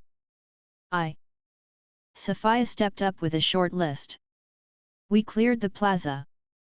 No pauses. No lingering. Good, I said. I went to the command hall and posted a single line to the board, Guild custody complete. Inglesea audit confirmed. Tower 5 resealed. System stable. I pressed the stamp cleanly. The ink dried in a straight line. The room settled. Everything was in order again. Chapter 38, the cross-check. The joint request came in before noon. Inglesea's minister sent it with the audit seal and a single line, request comprehensive sweep of all relay access staff across Alliance jurisdictions. Free Guild will observe. Provide protocol. I set the tablet down and rubbed my thumb once along the wood. They want it formal. Rook dropped onto the inner railing and tilted his head. We give them formal. We give them fast, I said. I sent a short notice to Rimuru, Gazel, Carrion, Zafir, and Yuaki, joint sweep approved. I'll design the protocol. Free Guild observers embedded. Begin within 6 hours. Rimuru answered with a quick do it. Gazel replied with Dworgen engineers ready. Carrion sent trackers on call. Zafir's message was clean and exact, Sandora opens ledgers and locks on request. Precision only. Yuaki answered with 2 observers per site. Neutral custody boxes en route. I walked into the Nexus Ridge command hall and cleared the center tables. The map wall lit with route lines. I pulled 3 clean slates forward and started writing headings in even strokes. Access ledgers. Key custody. Presence trace. Sophia stepped in with a half-step jog, a slate tucked under her arm. Orders. I pointed to the first board. We cross-check every person with physical access to a relay or panel in the last 30 days. That's access ledgers by site. I tapped the second. Key custody. We match who held the keys and when, double key events, duplicates, replacements, and emergency issues. I tapped the third. Presence trace. We combine shift rosters, patrol logs, and guild watcher notes. We look for unscheduled pauses near panels, repeats, and loiter time outside normal ranges.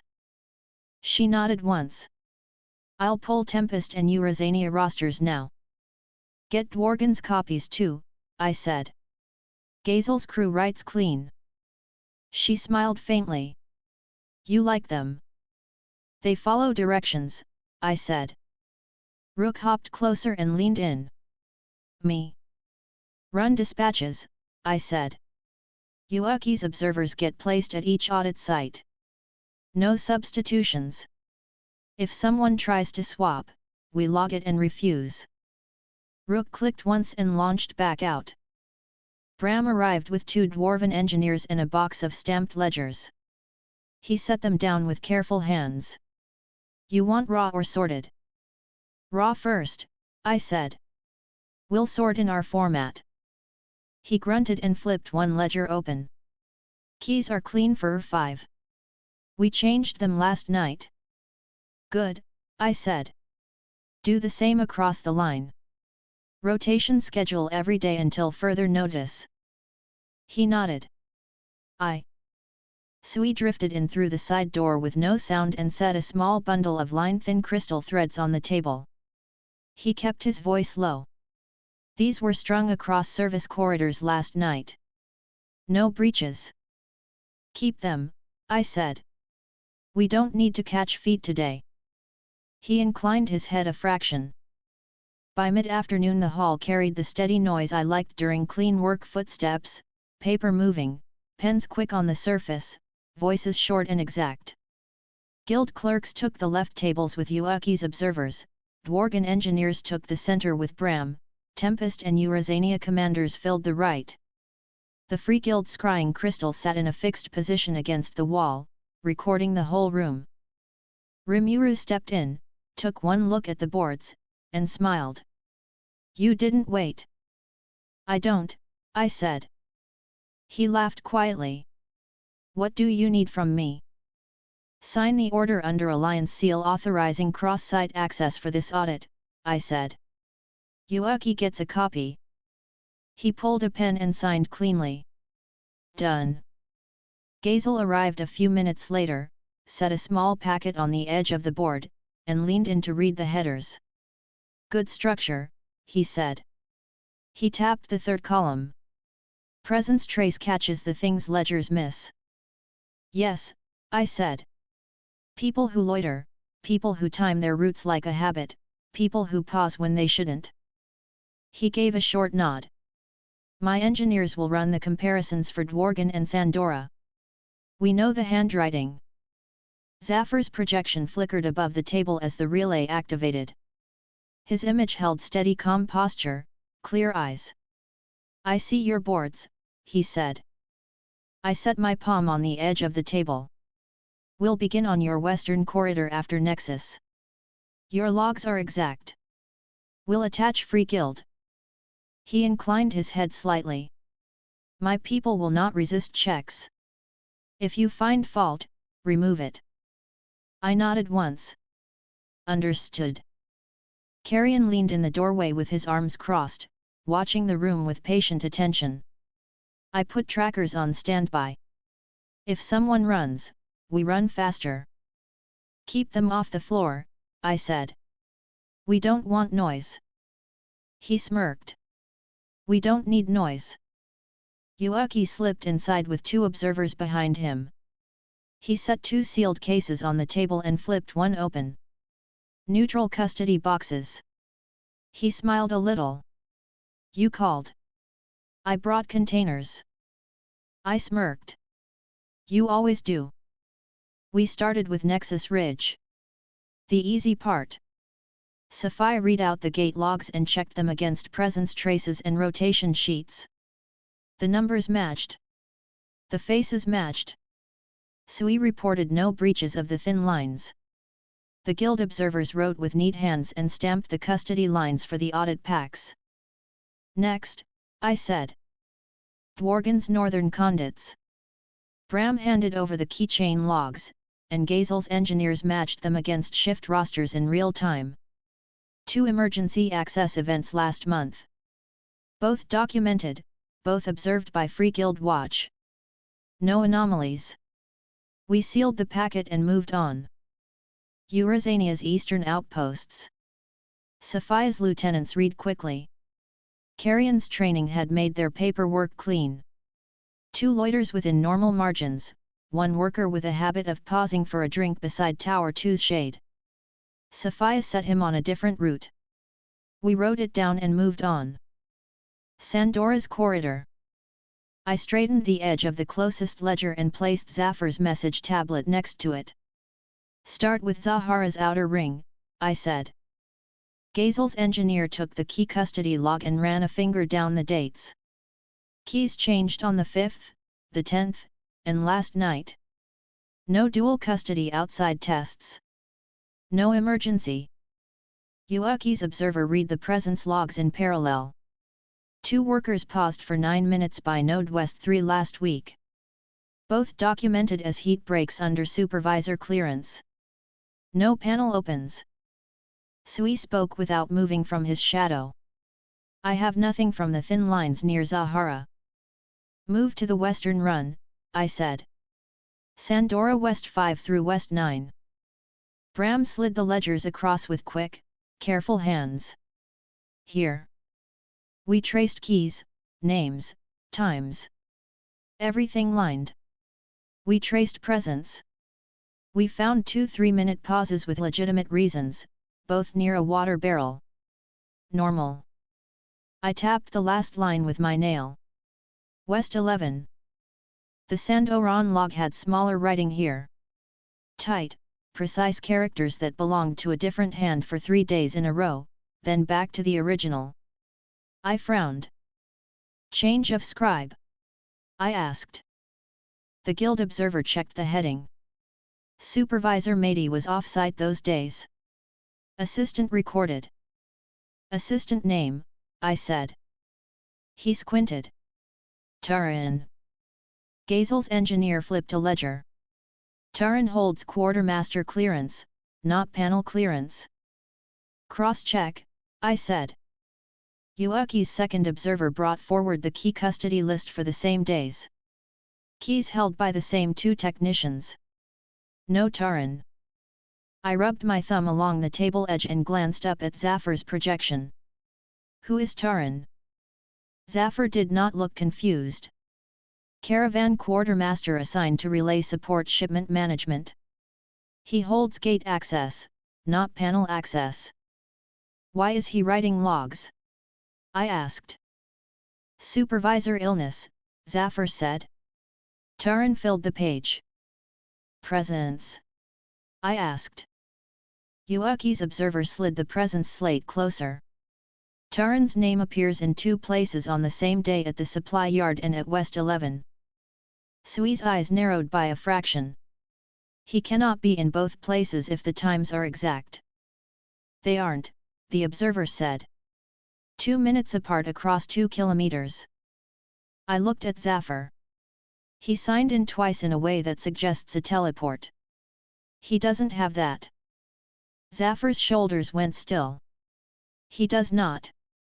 I tapped the edge. We check West 11. Zafar nodded once. I will meet you at Zahara's west gate. I lifted my chin at Rimura. I'm going. He smiled faintly. I figured. Gazel folded the log shut and tied it with a string. I'll send 2 engineers. Bring one, I said. The other keeps the hall running. He nodded. Carrion pushed off the door frame. You sure you don't want a line of beastmen walking behind you to look impressive? I smirked. I already look impressive. He laughed quietly and waved us off. We left Nexus Ridge at once. Sui went ahead. Rook took the air. The relay line carried us south quickly. The sand opened under the sky, and Zahara rose with clean walls and precise banners. Zafar met us at the west gate in person with a guard captain in white. He inclined his head in greeting. "The log shows Taran as writing assistant those days," he said. "He has not been detained." "We'll check the site first," I said. "If it's clean, he made the mark and nothing else. If it's not, we take him." Zafar nodded. "Agreed." He set a quick pace across the dune path to West 11. The node sat in a shallow basin, sheltered by low stone and a sand catch wall. The tower's glow looked correct. The hum felt even under the surface. Gazel's engineer crouched at the access plate and ran a wand around the seam without touching it. He huffed through his nose. "There's residue near the lower hinge," he said quietly. "Not enough to trigger the panel alert. Enough to say someone untrained used a tool here." Zafar kept his face steady. "We will open under neutral custody." Yuuki's observer produced the guild seal and the custody box. He held them at chest height so both of us could see the number. "Ready." Zafar and I produced our keys. We turned them together. The lock released with a clean click. I lifted the panel 2 centimeters. The engineer angled a mirror and slid it in. "Cable marks at the hinge," he said. He shifted the mirror. "Stop. There." A small dark smear lined the inside of the frame where it should have been clean. He held the mirror steady. "Foreign resin. Same type as Tower 5. Yuuki's observer did not blink. "Log the hinge residue. No removal without container ready." Gazel's engineer used a thin blade to shave a fraction of the residue into a small number bag. The guild observer sealed it and read the number out loud. Zafar repeated it. I repeated it. The observer placed it into the custody box and locked it. I watched the inner cluster lines through the gap. No second device. No foreign crystal. Clean beyond the hinge. Tamper marks only. I closed the panel, and we locked it. The guild seal glowed faintly. I turned my head toward Zafar. "Taran." Zafar looked at the guard captain. "Bring him to the west office now." The guard captain saluted and left at once. We returned toward Zahara without rushing. Sui peeled off and disappeared toward the caravans. Yuuki's observer walked with even steps, custody box held without shaking. Inside the west office, the air was cool. Zafar stood behind the table. I stood to his right. Gazel's engineer leaned on the wall. The guild observer placed the custody box in the center, and the scribe sat ready with his quill. Taran arrived with the guard captain. He was lean, dusty, and tired. He carried himself like a man who did small jobs and didn't complain. He blinked at the room and stopped just inside the door. Zafar's voice stayed calm. "Taran," he said. "On the 10th, the 11th, and the 12th, you wrote the relay log for West 11. Taran swallowed and nodded. "Yes, Your Majesty." "Why?" Zafar asked. "Supervisor Mady was ill," he said. "They told me to write." Zafar's gaze didn't shift. "Who told you?" Taran looked at the table. "Mady sent a runner." "Name?" Zafar said. Taran hesitated and made a small pained face. "Sorry, sir." Zafar's eyes moved to the guard captain without moving his head. The captain left to fetch Sari. I raised my chin a fraction. "Taran. On those days, did you approach the panel?" "No," he said quickly. His breath picked up. "I don't have the key." I watched his hands. They were rough and stained. He flexed them once, then stilled them on his thighs. Sweat beaded at his temple. "Did you stand near it?" I asked. He licked his lips. "I walked by to check the supply crates. The sand blew. I turned my back." I didn't touch. Yuuki's observer didn't write anything except the time. He didn't move his face. The guard captain returned with a young woman who looked scared and angry at the same time. Sorry. She stood straight and looked at Zafar instead of the floor. He's telling the truth, she said. I gave him the slate. Matey told me to. Zafar nodded once. You did not approach the panel. She shook her head quickly. No, Your Majesty. I don't go near that. I looked at Gazel's engineer. He rolled the small blade between finger and thumb. The hinge was touched with a bad tool, he said quietly. Someone without training. Zafar's eyes settled on Taran again. Do you know anyone who would approach the panel on your name? Taran blinked fast. His mouth opened, closed, and opened again. There is a man, he said. He asked me once for a copy of the route schedules. He said he wanted to help run the caravans faster. He said he was with the temple's charity merchants. Zafar's mouth tightened minutely. Name. Taran swallowed hard. Halvarin. He flinched when he said it, like he expected a blow. Yuuki's observer's eyes flicked up. He wrote the name calmly. Rimura stepped into the room then with quick steps, shadowing the doorway. He set a folded copy of the custody notice on the table and met my eyes. We got him yesterday, he said. He looked at Zafar. Free Guild took Halvarin into neutral custody in Inglesia. He isn't going anywhere. Zafar's shoulders eased by one small notch. Good. I looked at Taran. Did Halvarin hand you anything? A bag, a tool, a charm.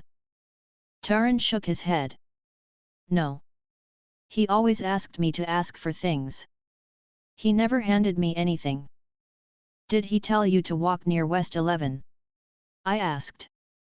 Taran rubbed his fingers together. He asked me when someone would be near it and who would write that day. He told me to make sure I had eyes on the supply yard so I wouldn't miss a crate. He swallowed. I thought he wanted to steal a box. Zafar's face didn't move. He nodded once. Leave, he said to Sari. She bowed and left. He turned to the guard captain. Detain Taran under guild observation. No marks.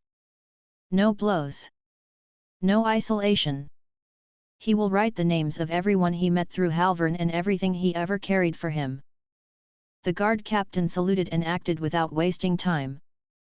Taran stopped at the door. He looked back at Zafar. I am sorry, he said. His voice shook. I made the log wrong. Zafar inclined his head a small degree. Right clean now. Taran's shoulders hitched and then set as if he understood that was all he would get. He let the guards lead him out. Zafar turned to me. Thank you, he said. He meant the process, not the apology. I nodded once. We're not finished. Gazel's engineer set the thin blade on the table. We should sweep the western line for tool marks, he said. Anyone who knows what he's doing doesn't leave this residue. Anyone who doesn't might. Zafar's lips pressed and then released. Do it.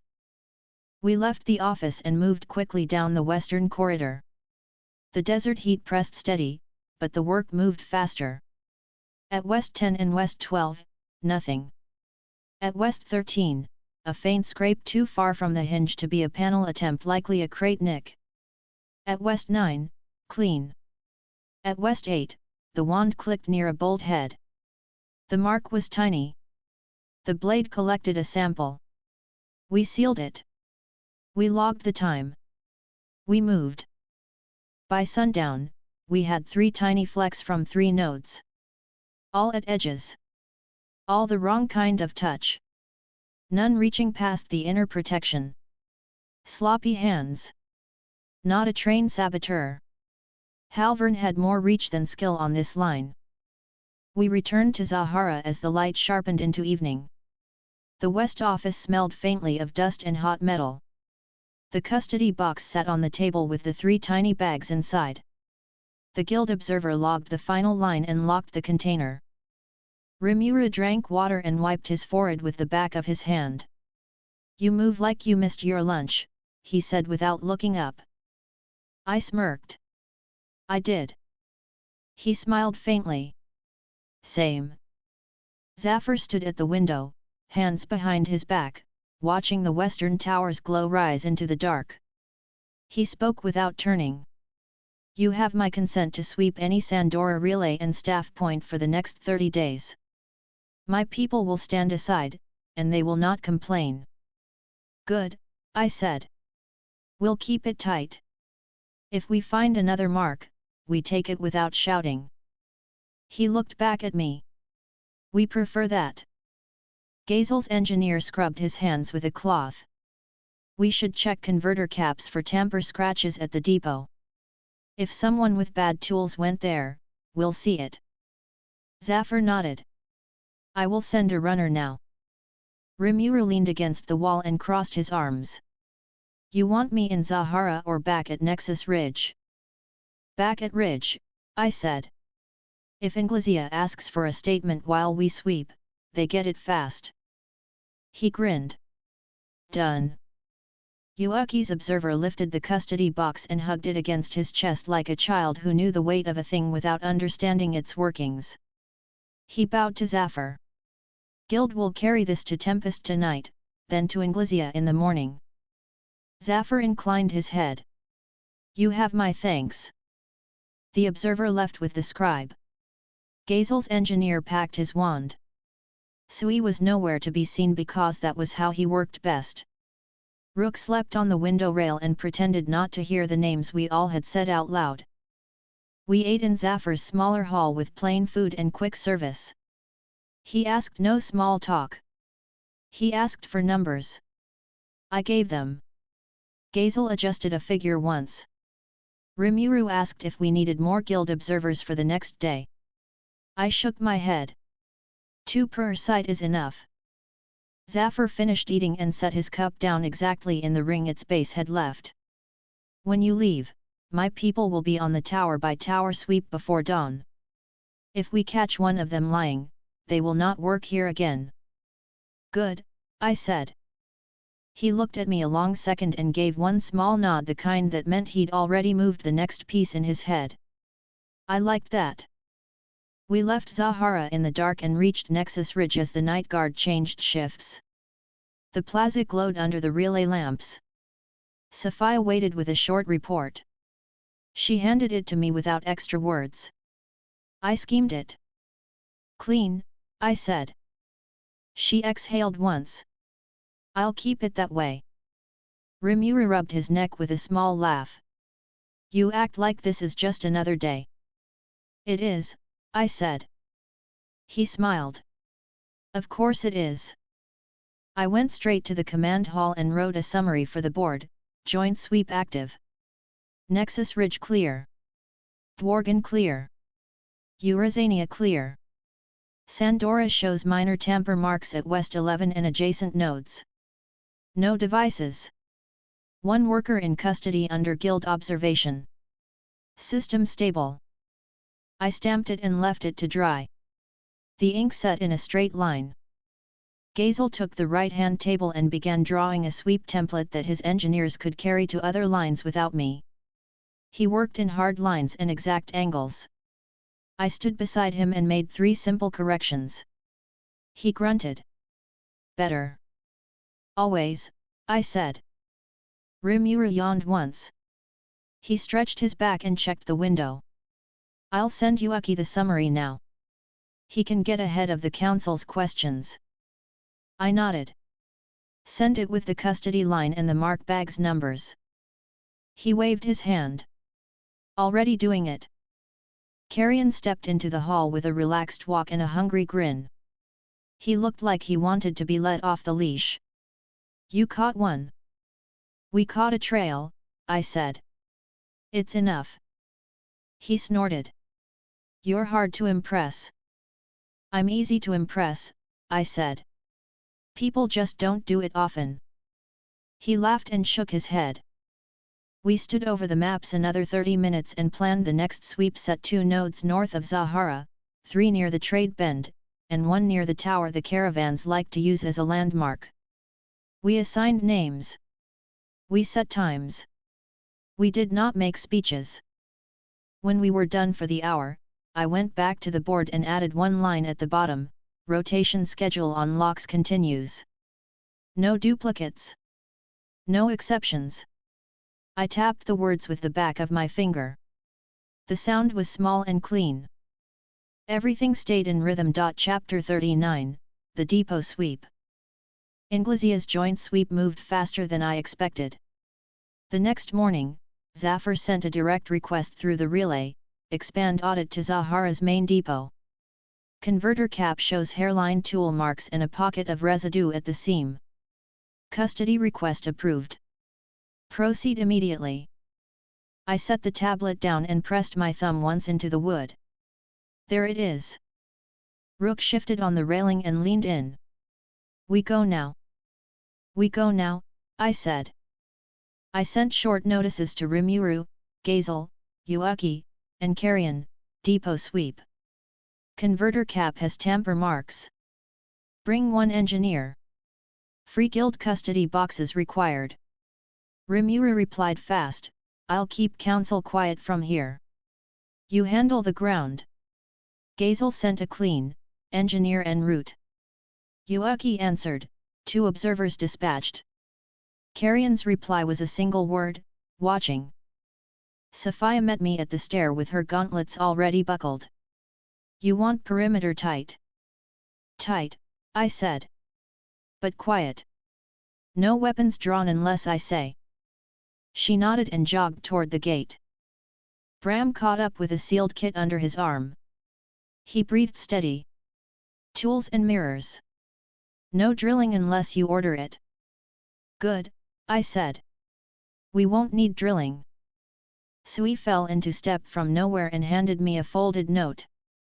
2 caravans left Zahara yesterday. 1 will return this morning. The other is at West 9. I have tags on both. Keep them tagged, I said.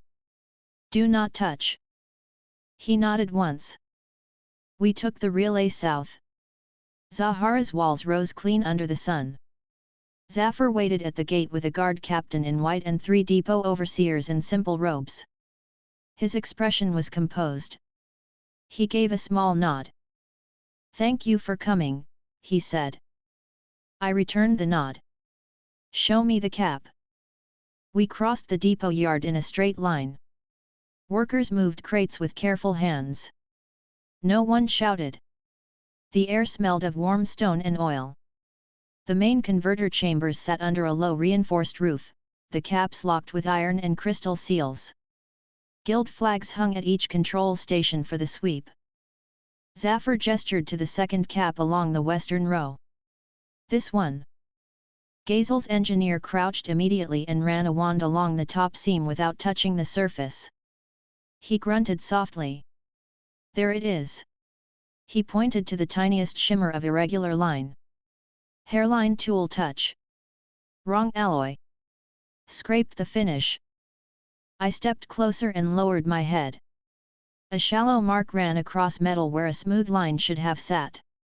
The kind of mark someone leaves when they try to pry without knowing the real locking geometry. Yuaki's observers walked up with custody boxes under their arms. One set the box on a side table.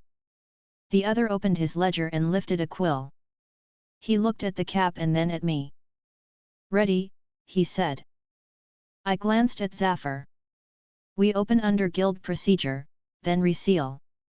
You'll get the bag numbers. He lowered his chin. Agreed. We set the scene. Guild clerk logged the time and the names. Zafar produced his key and held it steady at the lock. I took the secondary. We turned together. The lock released with a clean click.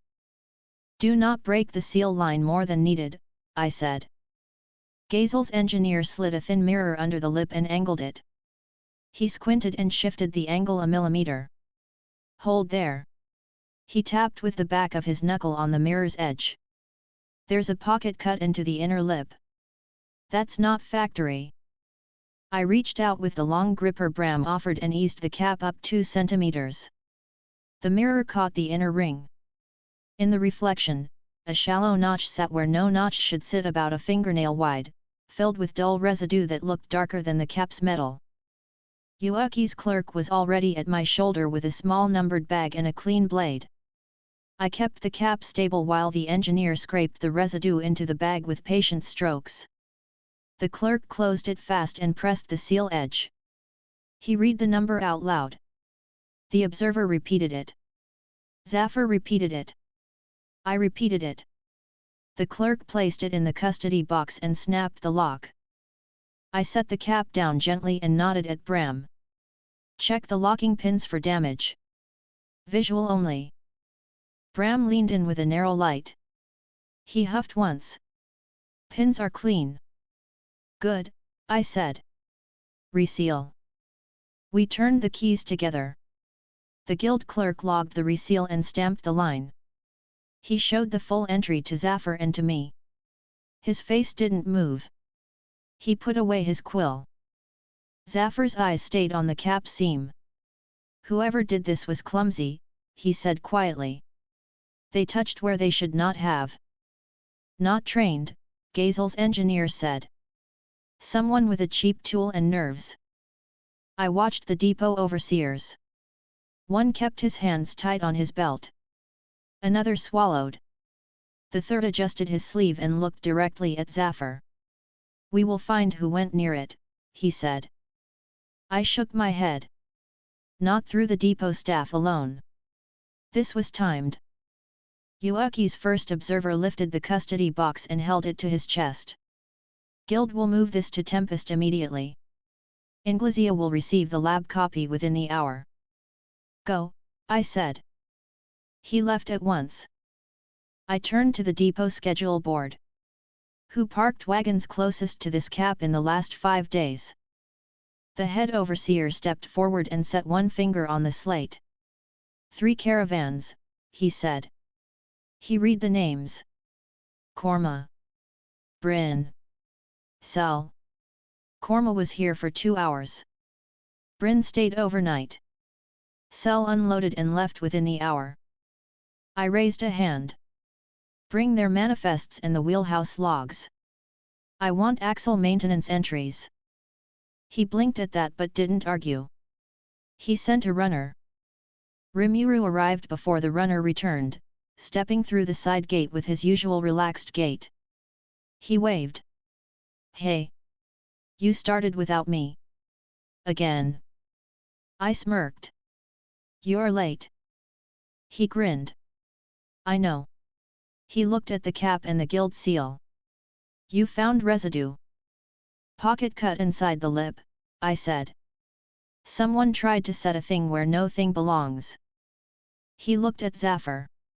You good? Zafar nodded once. I am. The runner came back with 3 thin books and a handful of loose sheets. I took them and flipped the wheel logs first. Most entries were boring. One wasn't. Bryn caravan. Second wagon. Axle inspection noted unusual vibration upon departure. No follow-up entry. I tapped the line. Bryn. The overseer motioned to a guard. Find Bryn's foreman. He's still in Zahara at the East Inn. I looked at Zafar. Bring him here. Zafar signaled. The guard left at once. We walked to the wagon yard while we waited. Korma's wagons were gone. Sel's were gone. Bryn's second wagon still sat near the far wall, empty and strapped down. Its axles were greased, wheels chalked, bolts tight. I crouched and stared at the axle end cap.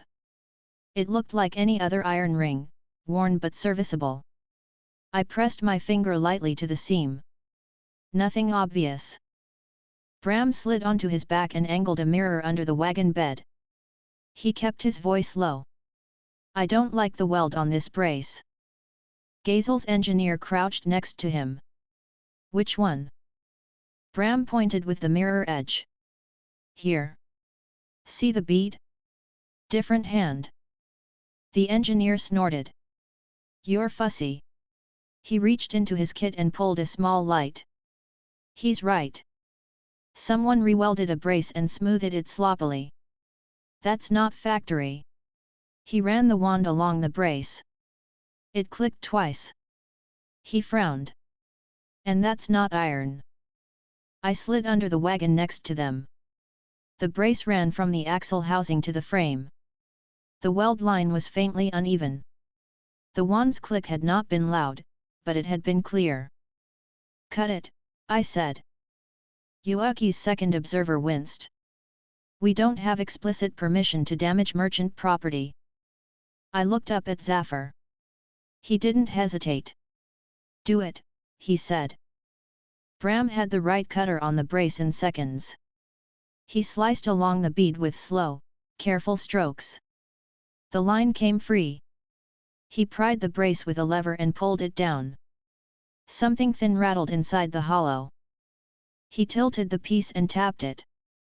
A narrow ring slid out and clinked onto the floor. It was charcoal gray, thinner than a finger, with a faintly glossy edge.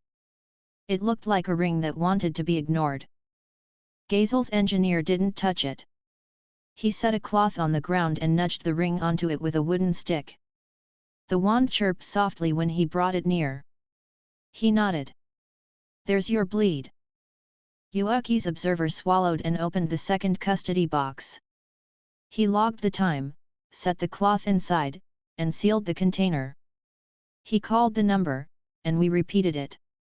He checked the lock and looked relieved. I stood and dusted my hands off. Passive siphon, I said. Hidden in the brace. When the wagon parks near a cap, the ring reads the field and leaks a trace back through contact points. They don't have to open anything. They just need proximity. Rimura scratched his cheek. That's nasty. Zafar's jaw set by a millimeter. It is. Bram held up the brace with a grim look. I want to cut every brace in this yard. Not yet, I said. We'll test this one first. Then we design a sweep that doesn't blow the yard up. Yuaki's observer nodded.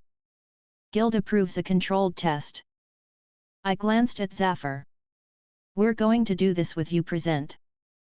He folded his hands behind his back. Proceed. We moved the wagon near the cap with 10 paces between them. I made sure the harness points faced our test apparatus and not the cap directly. Gazel's engineer set a set of clean contact rods under the axle. Yuaki's observer calibrated his crystal reader. Bram stared at the axle end cap like it had personally offended him. Baseline, I said. We took 3 readings, ambient field at the cap, axle environment at the rods, and a third at the wagon bed. All in normal range. The reader hummed steadily. Now add the ring, I said. Gazel's engineer placed the ring back inside the brace without fastening it. He held it in place with a wooden wedge.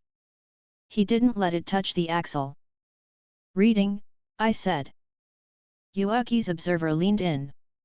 Field at rods up 0.2. Not normal. Move the wagon 1 span closer, I said. We rolled it 2 meters forward. The observer watched the needle. 0.8. Closer, I said. We rolled another meter. 1.3. Stop, I said. Bram stared at the display. We have bleed from field to ring through open air. That shouldn't happen. Gazel's engineer scowled. It's not open air. It's a designed resonance. The ring's edge is tuned to the cap's outer flux. It's not stealing power. It's taking the waveform. With enough samples across sites, they can map the field values. Yuaki's observer tightened his grip on the quill. So the ring is a listener. Exactly, I said. A passive listener hidden in common hardware. No need to open anything. They ride across the depot and collect. They walk out with a bag of braces and distribute them to whomever paid. Zafar inched closer to the reader. His voice stayed level. How much can this ring learn? Gazel's engineer kept his eyes on the numbers. If you put it near enough caps at different distances and take careful notes, you can approximate the cap's output and the network's timing. With enough rings and good couriers, you can map it. With mapping, you can predict load cycles. Rimura's eyes narrowed slightly. And then you can time sabotage. Yes, I said. Zafar's face did not move. We will remove every brace from every wagon in this yard. We will, I said. But we do it with a pattern. We document every ring we find. We log which caravans carried them. We copy the signature and send it to Inglisia and the Free Guild. Then we make this ring worthless. Rimura looked at me. You want to change the cap signal timing. I want to add randomization within safe variants, I said. Enough to break any mapping that relies on fixed sequences. We'll publish a window, not a schedule. Gazel's engineer nodded slowly. It can be done without breaking the system. Do it, I said. He grinned briefly. Already doing it. Yuuki's observer cleared his throat gently. We should finish the test with control in reverse. Wheels away, reading decreases. Do it, I said. We rolled the wagon away meter by meter. The reading dropped in steady steps. At 5 meters distance, the number returned close to baseline. At 9, it matched baseline within margin. I nodded once. That's enough. Seal the ring in the box. Cut the other braces off this wagon. If we find nothing else here, we move to the next. Bram cut 3 more braces. 2 were ordinary. 1 had another ring. We sealed it. I felt my mouth tighten. Zafar's eyes cooled by a degree. Rimura exhaled and rolled his shoulders. Yuuki's second observer looked like he wanted to be anywhere else. He kept writing. Bryn's foreman arrived as the last brace hit the ground. He stopped when he saw the scene.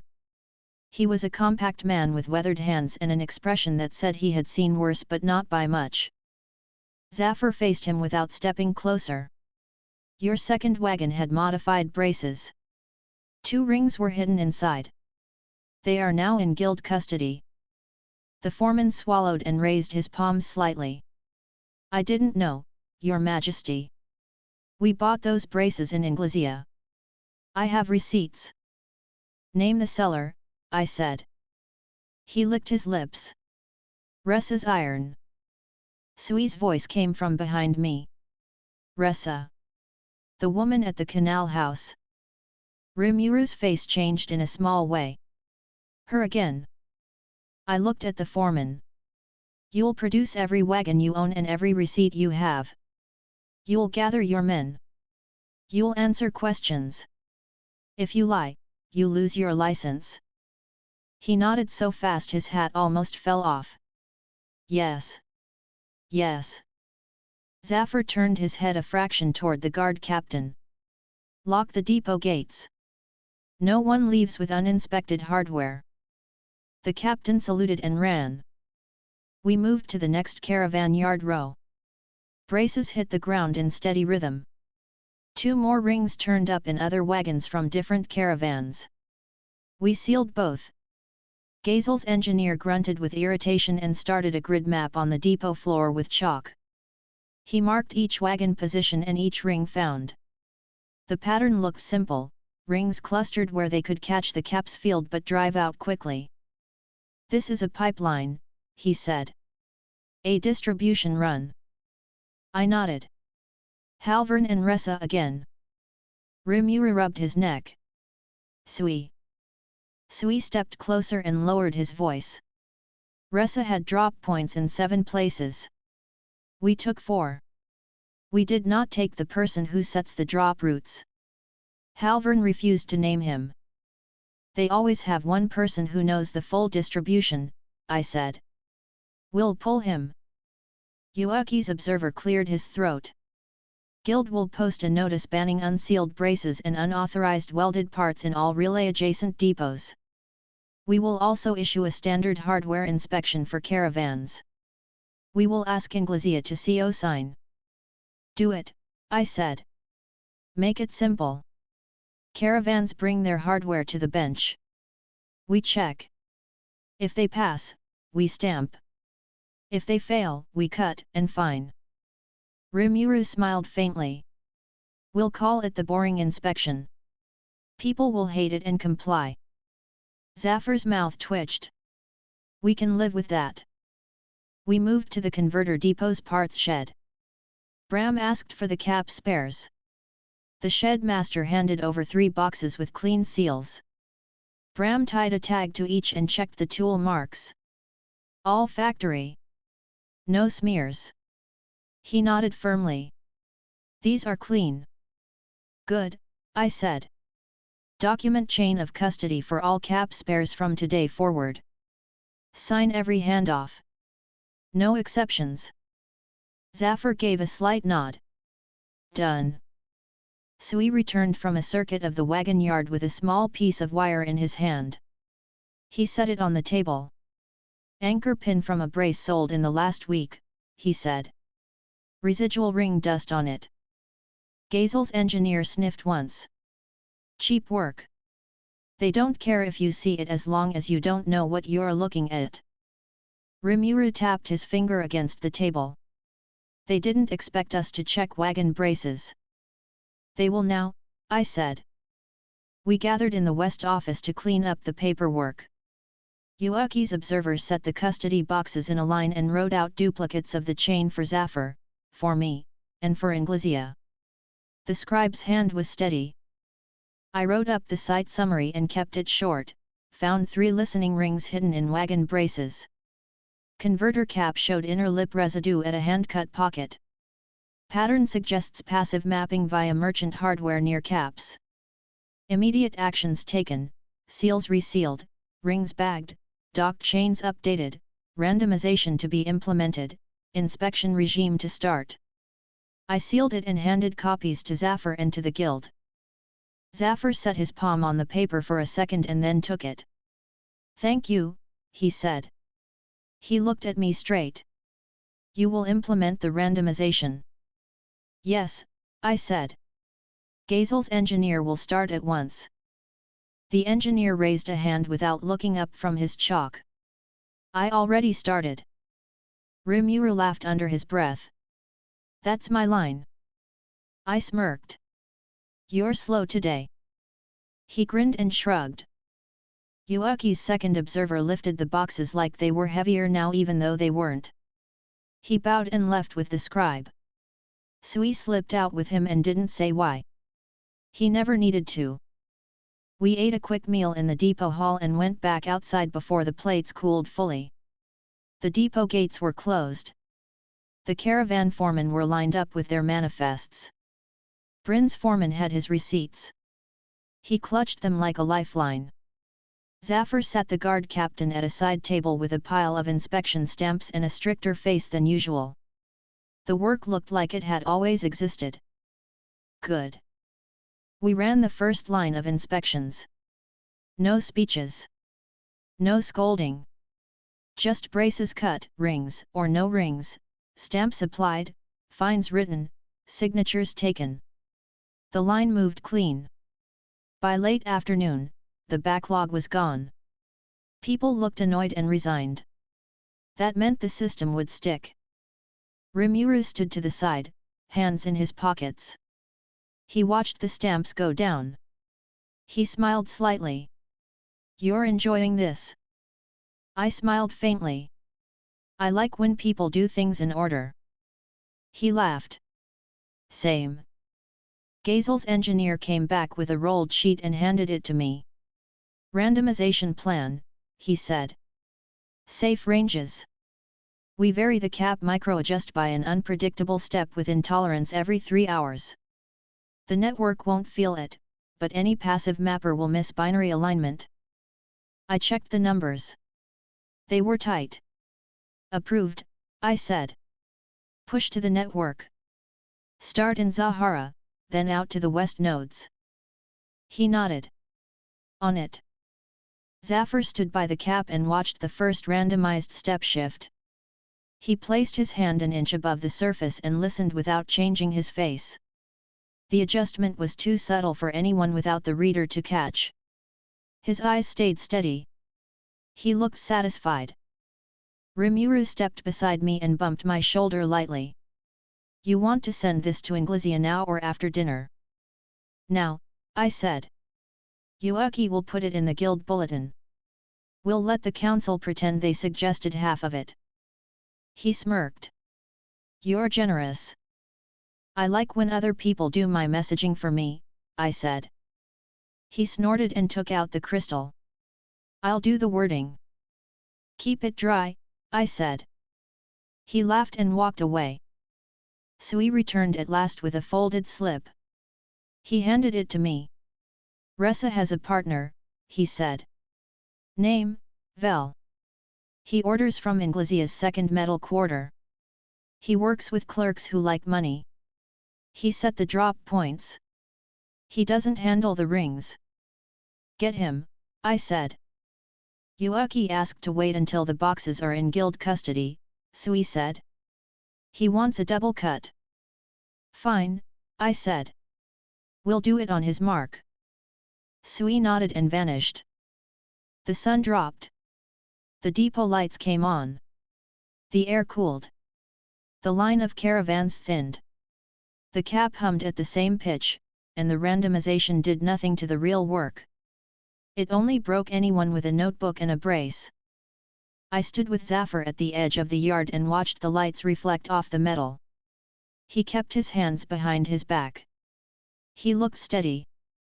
You handled this with care, he said quietly. I smirked. I always do. He inclined his head a fraction. We prefer it. Rimura rejoined us with a light step. Council notice sent, he said. Yuaki added the words routine standardization. He's very proud of that. I smiled faintly. Good. Let him have it. Gazel's engineer waved from the cap. Randomization step 2 applied. No variance beyond tolerance. Log it, I said. He jotted the note without looking up. We walked back to the west office. I wrote the shortboard post for Nexus Ridge, depot sweep, passive listening rings found in wagon braces. Converter cap inner lip residue. Randomization implemented. Inspection regime active. System stable. I stamped it and sent it through the relay. We left Zahara after dark. The relay carried us home. The city lights at Nexus Ridge were calm. Sophia waited at the gate with a short nod and a motion toward the wall. Quiet, she said. Stay that way, I said. She smiled a little. I went to the command hall and added the names to the internal summary, Halvern, Ressa, Vel. I marked the braces as a category. I wrote the randomization plan and stamped it with the Alliance seal. I sent it to Yuaki and Inglizia. I set the inspection standard and sent it to every depot head. Rimura dropped into the chair across from me and stretched his legs. We're getting good at this. I smirked. We started good. He grinned.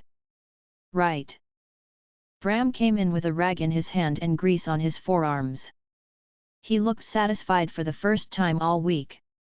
We saved the caps and we caught the rings, he said. You want me to teach every depot how to see a fake weld? Yes, I said. Write a one-page guide. No pictures. Just the lines they need to look for. We'll print it and nail it to every shed. He grinned. He left in a good mood. I liked that too. Rimura stood and cracked his neck. I'm going to sleep for 5 minutes and then get up and pretend I slept for 8 hours. I smiled faintly. As long as you file the council reply in the morning. He pointed at himself. Already filed. Good, I said. He waved a hand and walked out. The hall got quiet. The only sound was the steady hum through the wall and the scratch of one scribe finishing a last copy for the night run. I stood and turned off the extra lamps. I looked at the boards one more time. Everything sat where it should. Order held. Chapter 40, The Coastal Sweep. Yuuki's relay reached me before sunrise. He didn't waste words. Vel in custody. Order ledger recovered. Braces shipped to 4 coastal depots, North Harbour, East Wharf, Rivermouth, and South Pier. Request immediate multi-depot sweep. Guild observers on site. Inglesia Minister approved. I set the tablet down and flexed my fingers once. Good. Rook perched on the window frame and tilted his head. We move. We move, I said. I sent short notices to Rimura, Gazel, Zafar, and Carrion. Inglesia raid captured Vel. Order list shows 4 coastal depots carried modified braces. Simultaneous sweeps. I'll coordinate ground with Yuuki, Minister observers, and Guild custody. Rimura replied fast. I'll keep council quiet. Call if you want me in the rooms. Gazel, 2 engineers. North Harbour and East Wharf. Zafar, Sandora stands ready. I will dispatch 2 officers to assist chain of custody. Carrion, trackers at your call. No noise unless you say. Sophia met me at the central stair, already in armour, gauntlets tight, hair tied back. Orders. Hold Nexus Ridge steady, I said. Rotate wall and tower teams on the hour. No visitor access near any panel until I return. She nodded once. Understood. Bram came up next carrying a compact kit and a coil of thin wire. Mirror, cutter, grippers, wand. No drill unless you give it. I smirked. You know me. He grinned. I do. Sui appeared at the doorway without a sound. He inclined his head. Vel's ledger lists delivery runs to all 4 depots. He paid in coin and small favors through a clerk in the 2nd metal quarter. I will follow remaining handlers from the temple side. Do it, I said. If they run, watch. We'll pull them when the boxes are safe. He gave a small nod and vanished. We reached Inglesia at pace. The Free Guild headquarters was busy but controlled. Yuuki stood on the front steps with 2 observers and a calm smile. He lifted a hand. Morning, he said. Vel talked with his ledger. That was enough. I raised an eyebrow. How did he sing? Yuuki laughed quietly. Paper sings better. Come inside. He walked us to a small room and set a thin ledger on the table. He flipped to a page marked with a ribbon. Clean columns.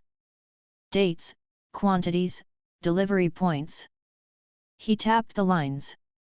Modified braces sent to North Harbour, East Wharf, Rivermouth, South Pier. He planted 2 at Zahara through Ressa. The rest went by barge or road. I leaned over the page and scanned fast. He spread it to avoid patterns. Bad luck, Yuuki said. We like patterns. He looked up. Inglesia's minister assigned 2 deputies. They'll witness. We'll do all 4 depots today. Staggered starts. No warnings. Neutral notices filed. I nodded. We start at North Harbour. Gazel takes East Wharf. I want eyes on both. Dines is sending his deputy to North Harbour, Yuuki said. I sent a runner to East Wharf with our paperwork. Rimura slipped in through the side door with a relaxed gait. He held up 2 fingers. I'll cover Rivermouth and South Pier from here with Free Guild. If you want me in person, I'll go. Stay, I said. You push paper faster than anyone today. He grinned. I'm very proud of that insult. Wasn't an insult, I said. He laughed and moved to the window to send messages. We left at once. North Harbour sat on the city's edge where stone met water. The depot's yard opened with wide lanes and stacked cargo. The cap shack and the inspection bench sat under a roof. Inglesea's deputy minister waited by the gate with a straight back and a clear badge. 2 Free Guild observers stood beside him with custody boxes. Harbour security lined the entry in an even row. The deputy nodded. "Welcome. We are ready." "Good," I said. "No movement until the bench is hot. No wagons leave without inspection. No braces out of sight." "Agreed," he said. We crossed the yard. Workers paused and watched. No one shouted. No one tried to slip away. That was a good start. Bram set his kit down by the bench. He pulled on gloves and looked at me. "You want caps first or wagons first?" "Wagons," I said. "Then caps. If we pull a ring early, we keep it out of the field." Yuaki's observers placed their boxes open on the bench and lifted their quills. They wrote the time, the names, and the procedure lines without fidgeting. I pointed at the first row. "Line them up. 2 benches. Cut braces. Log everything." The depot master barked orders. The first wagon rolled forward, settled with a creak, and stilled. Bram slid under with a mirror and light. He hummed once with focus. "Brace welds original. No mark." He moved to the next. "Factory. 3rd. Sloppy bead." He paused. "Open the wand." Gazel's reserve engineer seconded to North Harbour by relay handed him the wand. Bram ran it along the brace. It clicked softly. He tapped the brace with the back of the mirror. "There. Cut," I said. He sliced the bead in 2 clean strokes. He pried the brace. A ring dropped, rolled half an inch, and stopped. The wand ticked on its own, faint and steady. Yuaki's observer flinched and then held the bag steady. Bram nudged the ring onto the cloth, the observer sealed it, called the number, and we repeated it. He placed the bag in the box and locked it. He wrote the line. His hand steadied. I ran the line fast: wagons 3 through 12. 2 more rings. All sealed. 2 braces with fresher welds, no rings. 1 coil of low-grade wire stuffed in a frame corner. We bagged the wire too. The deputy minister stood close enough to see the rings and far enough not to trip over tools. He kept his voice level. "We will prosecute if your guild report matches this." Yuaki's observer nodded once. "It will." I pointed to the cap shack. "Now that." The cap on North Harbour's main converter had no exterior mark. Bram ran the mirror and shook his head. "No pocket. Clean." He sniffed and frowned. "Smell that?" I nodded once. "Oil. Not cap oil." Gazel's engineer lifted the gripper and wiped a finger under the lip. "Carriage grease." Someone leaned a brace against it. "Which is enough for a ring," I said. We resealed the cap and moved to the second yard. By midday North Harbour's braces were clean or in bags. The deputy minister signed the log. He kept his face still and his pen steady. I felt my palm relax on the bench for a second. Good. We shifted to East Wharf. Gazel was already there, sleeves rolled, eyes on a crate stack, 2 engineers working like they wanted to beat the clock. He saw me and lifted a hand. "We found 4 rings," he said. 2 in Brin-linked wagons, 2 in a different caravan. 1 cap had a slot cut on the inner lip. All bagged. Guild's observers did it right.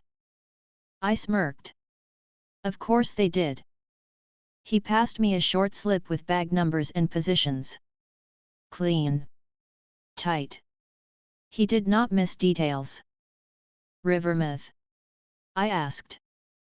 Rimura's voice came through the relay stone in my ear. He sounded amused and slightly tired. They found 3 rings in axle braces and 1 in a wagon bed support. No cap pockets. They're sealing the bags now. South Pier found 2 in a cap scuff. Yuaki's observers are everywhere and writing too much. I like it. Good, I said. Start the inspection regime at all 4. No wagons near caps without inspection. Brace checks mandatory. Stamps at the gate. Already told them, he said. I could hear him smile. You want me on a box run? Let Guild carry, I said. Minister witnesses make it heavier. He chuckled. You like heavy paper? I like paper that holds, I said. He cut the line. Yuaki joined us at East Wharf with a new sheet. He tapped it and gave me a small smile. Vel's ledger included purchase orders. He bought braces from 3 shops. 2 are clean. 1 belongs to a front company under Ressa's clerk.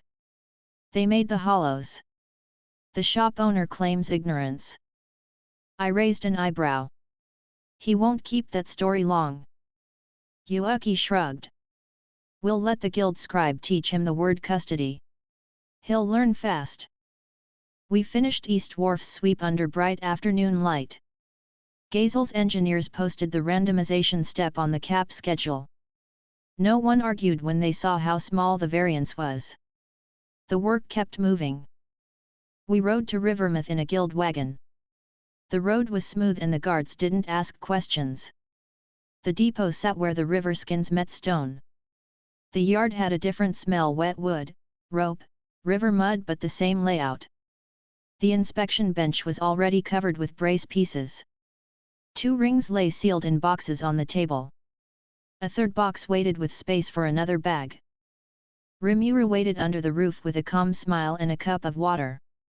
He handed it to me and watched me drink. Pacing yourself? I smirked. I pace everyone else. He laughed under his breath. You do. He gestured to the sealed boxes. Yuaki's clerks are getting cocky. They're proud of their handwriting. Good. They'll write until their hands hurt, I said.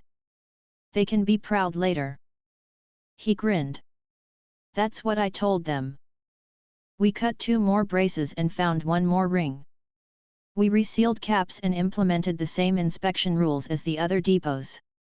The foremen complained under their breath and then lined up their wagons because they had no choice.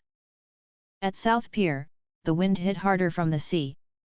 The depot master was older and less polite, but the guild observers were patient and the minister's deputy was firm. 2 rings were in custody. 1 cap had a scuff line that matched a brace lean. No pocket here. We cut, bagged, logged, and sealed. The rhythm didn't change. By dusk, the 4 depots sat under the same rule set. Inspections at the gate. Stamps on the ledger. Randomization on the caps. No unknown braces in yards. No wagons near caps without stamps. Simple. Predictable.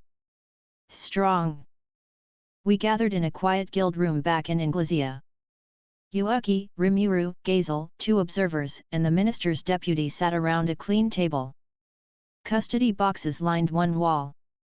The air smelled like paper and wax. Yuaki set his palms on the table and lifted a brow. That's 4 depots in one day. I nodded. And a lot of braces. The deputy minister adjusted his glasses. We will prosecute ring makers, implant handlers, and any depot staff who knew and did not report. He glanced at Yuaki. Guild testimony will hold. Yuaki smiled faintly. It will. Rimura leaned back in his chair and crossed his arms loosely. What about Vel? Yuaki's eyes cooled slightly. He'll stand before a guild hearing with minister witnesses. The rings and braces speak. Gazel tapped his finger on the table once. We should push the randomization to all coastal caps by midnight. After that, any remaining rings will record useless noise. Do it, I said. He nodded and stood. Already done. Yuuki's eyes brightened. I like that answer. I looked at the deputy. We will publish the inspection regime and randomization rule under guild letterhead with Minister CO sign. We will avoid words that cause panic. We will use words that cause compliance. He looked relieved. Yes. The door opened. Sui stepped in with a folded slip and calm eyes. He placed the slip on the table in front of me. Primary handler identified. Name, Arlen. Inglesia Temple accountant. He planned shipping schedules for charity relief. He used empty crates for brace inserts. He has not left the temple. He believes his cover remains intact. Yuuki's expression did not change much, but his focus sharpened by a degree. We have Vel, Ressa, Halvern. Arlen is the next hinge. I smirked. We cut that hinge. Rimura uncrossed his arms and straightened slightly. You want me in the room? Guild leads, I said. You walk in when it matters. Yuuki stood and adjusted his coat. We go now. Neutral warrant. Minister Deputy, please. The deputy rose without hesitation. Of course. We took a side door through the guild, then crossed a short lane to the temple's administrative wing. The building was clean and quiet, with walls that made sound fall away fast. A clerk at the entry desk tried to look bored and failed. Yuuki showed the neutral warrant and kept his smile steady. The clerk swallowed and led us down a corridor. Arlen sat in a small office with a ledger and a cup of tea. He wore simple clothes and a plain ring. His face had the softness of someone who liked routine. He looked up when we entered. Yuuki lifted the warrant and placed it on the table. Free guild, neutral custody. Arlen, you will come with us. Arlen's eyes flicked to the deputy minister, then to the observers, then to the badge at Yuuki's chest. His hand moved toward the drawer and stopped when Sui's fingers tapped the wood lightly. I kept my voice even. Keys on the table. Arlen lifted his hand and set a small ring of keys down. He pressed his lips together and tried on a friendly expression that didn't reach his eyes. Is there a problem? I met his eyes. Yes. Yuuki kept his tone calm. We will explain in the hearing room. We walked him back without cuffs. He didn't try to run. He didn't flare. He kept his back straight and his breathing even. People who think paper will save them act like that. In the hearing room, Yuuki set the custody line, the time, the names, and the presence of the minister's deputy. The observers opened a fresh ledger. Arlen sat down and folded his hands. Yuuki placed a sealed box on the table. He did not open it. He set Vel's ledger beside it. He set Ressa's last statement beside that. He set the brace wire bag on the far left and the box with the North Harbor ring on the far right. He lined them up. Arlen's eyes tracked the line. His mouth twitched. Yuuki's voice stayed level. State your name and office. Arlen, he said. Temple accounts. You planned shipments under the charity relief line, Yuuki said. You used empty crates. You issued false directions that placed certain wagons near depots while cap maintenance was scheduled. You coordinated with Vel and Ressa. You used Halvern for courier work. Arlen stared at the table. You have names. Yes, Yuuki said. Arlen looked up slowly. Who is accusing me? The paper, I said. His jaw tightened for an instant. He glanced at the deputy, then at the guild observers. He exhaled through his nose and lowered his eyes. I will write a statement, he said. The observers kept their hands steady as they slid a form toward him. He wrote. He did not argue. He did not claim ignorance. He described drop points, crate swaps, brace deliveries, and the order size. He wrote like a man doing an inventory, not a confession. It didn't matter. The words lined up. When he signed, Yuaki nodded to the deputy. The deputy read the top lines and looked at Arlen. You will be held under minister observation and guild custody until the council schedules the review. Arlen lowered his head a fraction. Understood. Yuaki signaled to the guard. Take him to holding. Arlen stood with his hands visible. He did not turn his head. He did not look at me. He left the room. Rimura exhaled slowly. He stretched his back and rolled his shoulders. You work fast. I smirked. You bring the paper fast. He laughed quietly. Yuaki lifted the custody boxes one at a time and locked them into a larger crate. He set 3 seals. He checked each twice. He turned to the deputy. We will bring these to Tempest now. Inglesea can send a clerk to ride with us. The deputy nodded. I'll assign one. Gazel leaned in the doorway. His hands were still clean, but his eyes looked like he had been writing numbers in his head the whole time. Randomization live across the coast, he said. No variance beyond tolerance. Inspections are running. Foremen are complaining about delays. Good sign. I nodded. Publish the inspection standard with a 1-page shape guide for braces and welds. Bram will write the lines. No pictures. Just words that tell a worker what to look for. Already asked him, Gazel said. He wrote it on the wagon ride and threatened to nail it to my forehead. I smiled faintly. He would. Rimura's relay bead buzzed. He pressed it to his ear. Yet. He listened, then looked at us. Council liaison wants to see the randomization plan and the inspection stamps. Yuaki, can you feed them the boring version? Yuaki smiled. I excel at boring. Rimura covered the bead. He does, he added to us, then turned back and rattled off 3 neat sentences that said everything and promised nothing extra. He lowered his hand and looked satisfied. I stood and adjusted my cuff. We're not done. Vel's ledger lists 4 coastal depots. We hit all 4. But the list also shows resupply, coast north and resupply, coast south. Those are not depots. Those are routes. Sui's voice came from the corner. He has 2 runners left. I have them tagged. One moves toward the north docks. The other sits near a chapel on the south road. Yuaki nodded once. We let the boxes reach Tempest. Then we pick both. Rimura cracked his neck and smiled.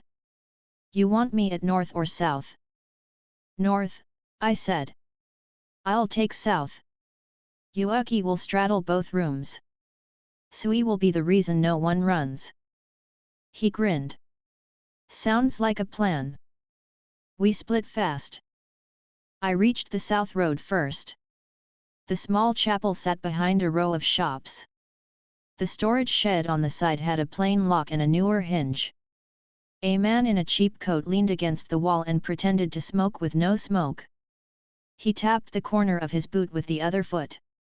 He looked bored in a way that meant he wasn't. He looked at the road more than the door. I walked straight toward him. He noticed me 10 paces out and pushed off the wall. He tried to make it look casual. He didn't succeed. Going somewhere? I asked. He raised his palms. Just a man taking a rest. I stepped closer and kept my tone even. You're waiting for crates. He smiled too fast. Crates? No. Keys, I said. He frowned. I don't carry keys. I lifted my chin. Check his coat. Sui appeared behind him and put 2 fingers on the man's wrist. The man went still. Sui pulled a small ring of keys from the coat pocket and held them up. The man swallowed. Yuuki's observer stepped from behind a cart with a custody box and a warrant. "Free guild," he said calmly. "Open the shed." We opened it under the warrant. Inside were 6 crates with false bottoms and 3 braces with hollows. No rings. They had cleared out. That meant the coastal sweep had worked. We bagged what we had. We logged each item. We sealed the door. We walked the man to the guild cart. He did not resist. He stared at the ground and kept his mouth shut. Rimura's message reached me from the North Docks. "We got the runner." He tried to jump a barge. Yuuki's observer wrote a nice line about his dive. "We found 2 crates with brace hollows and no rings.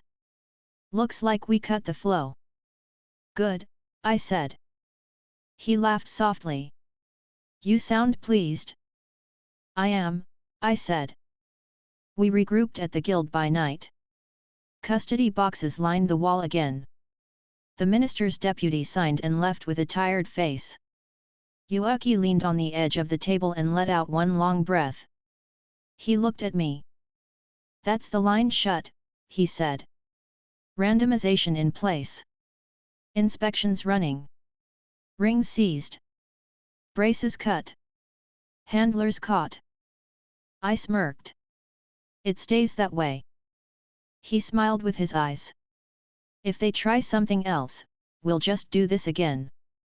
I tilted my head. "We won't do the same thing. We'll do the right thing for the next one." He laughed. "Right."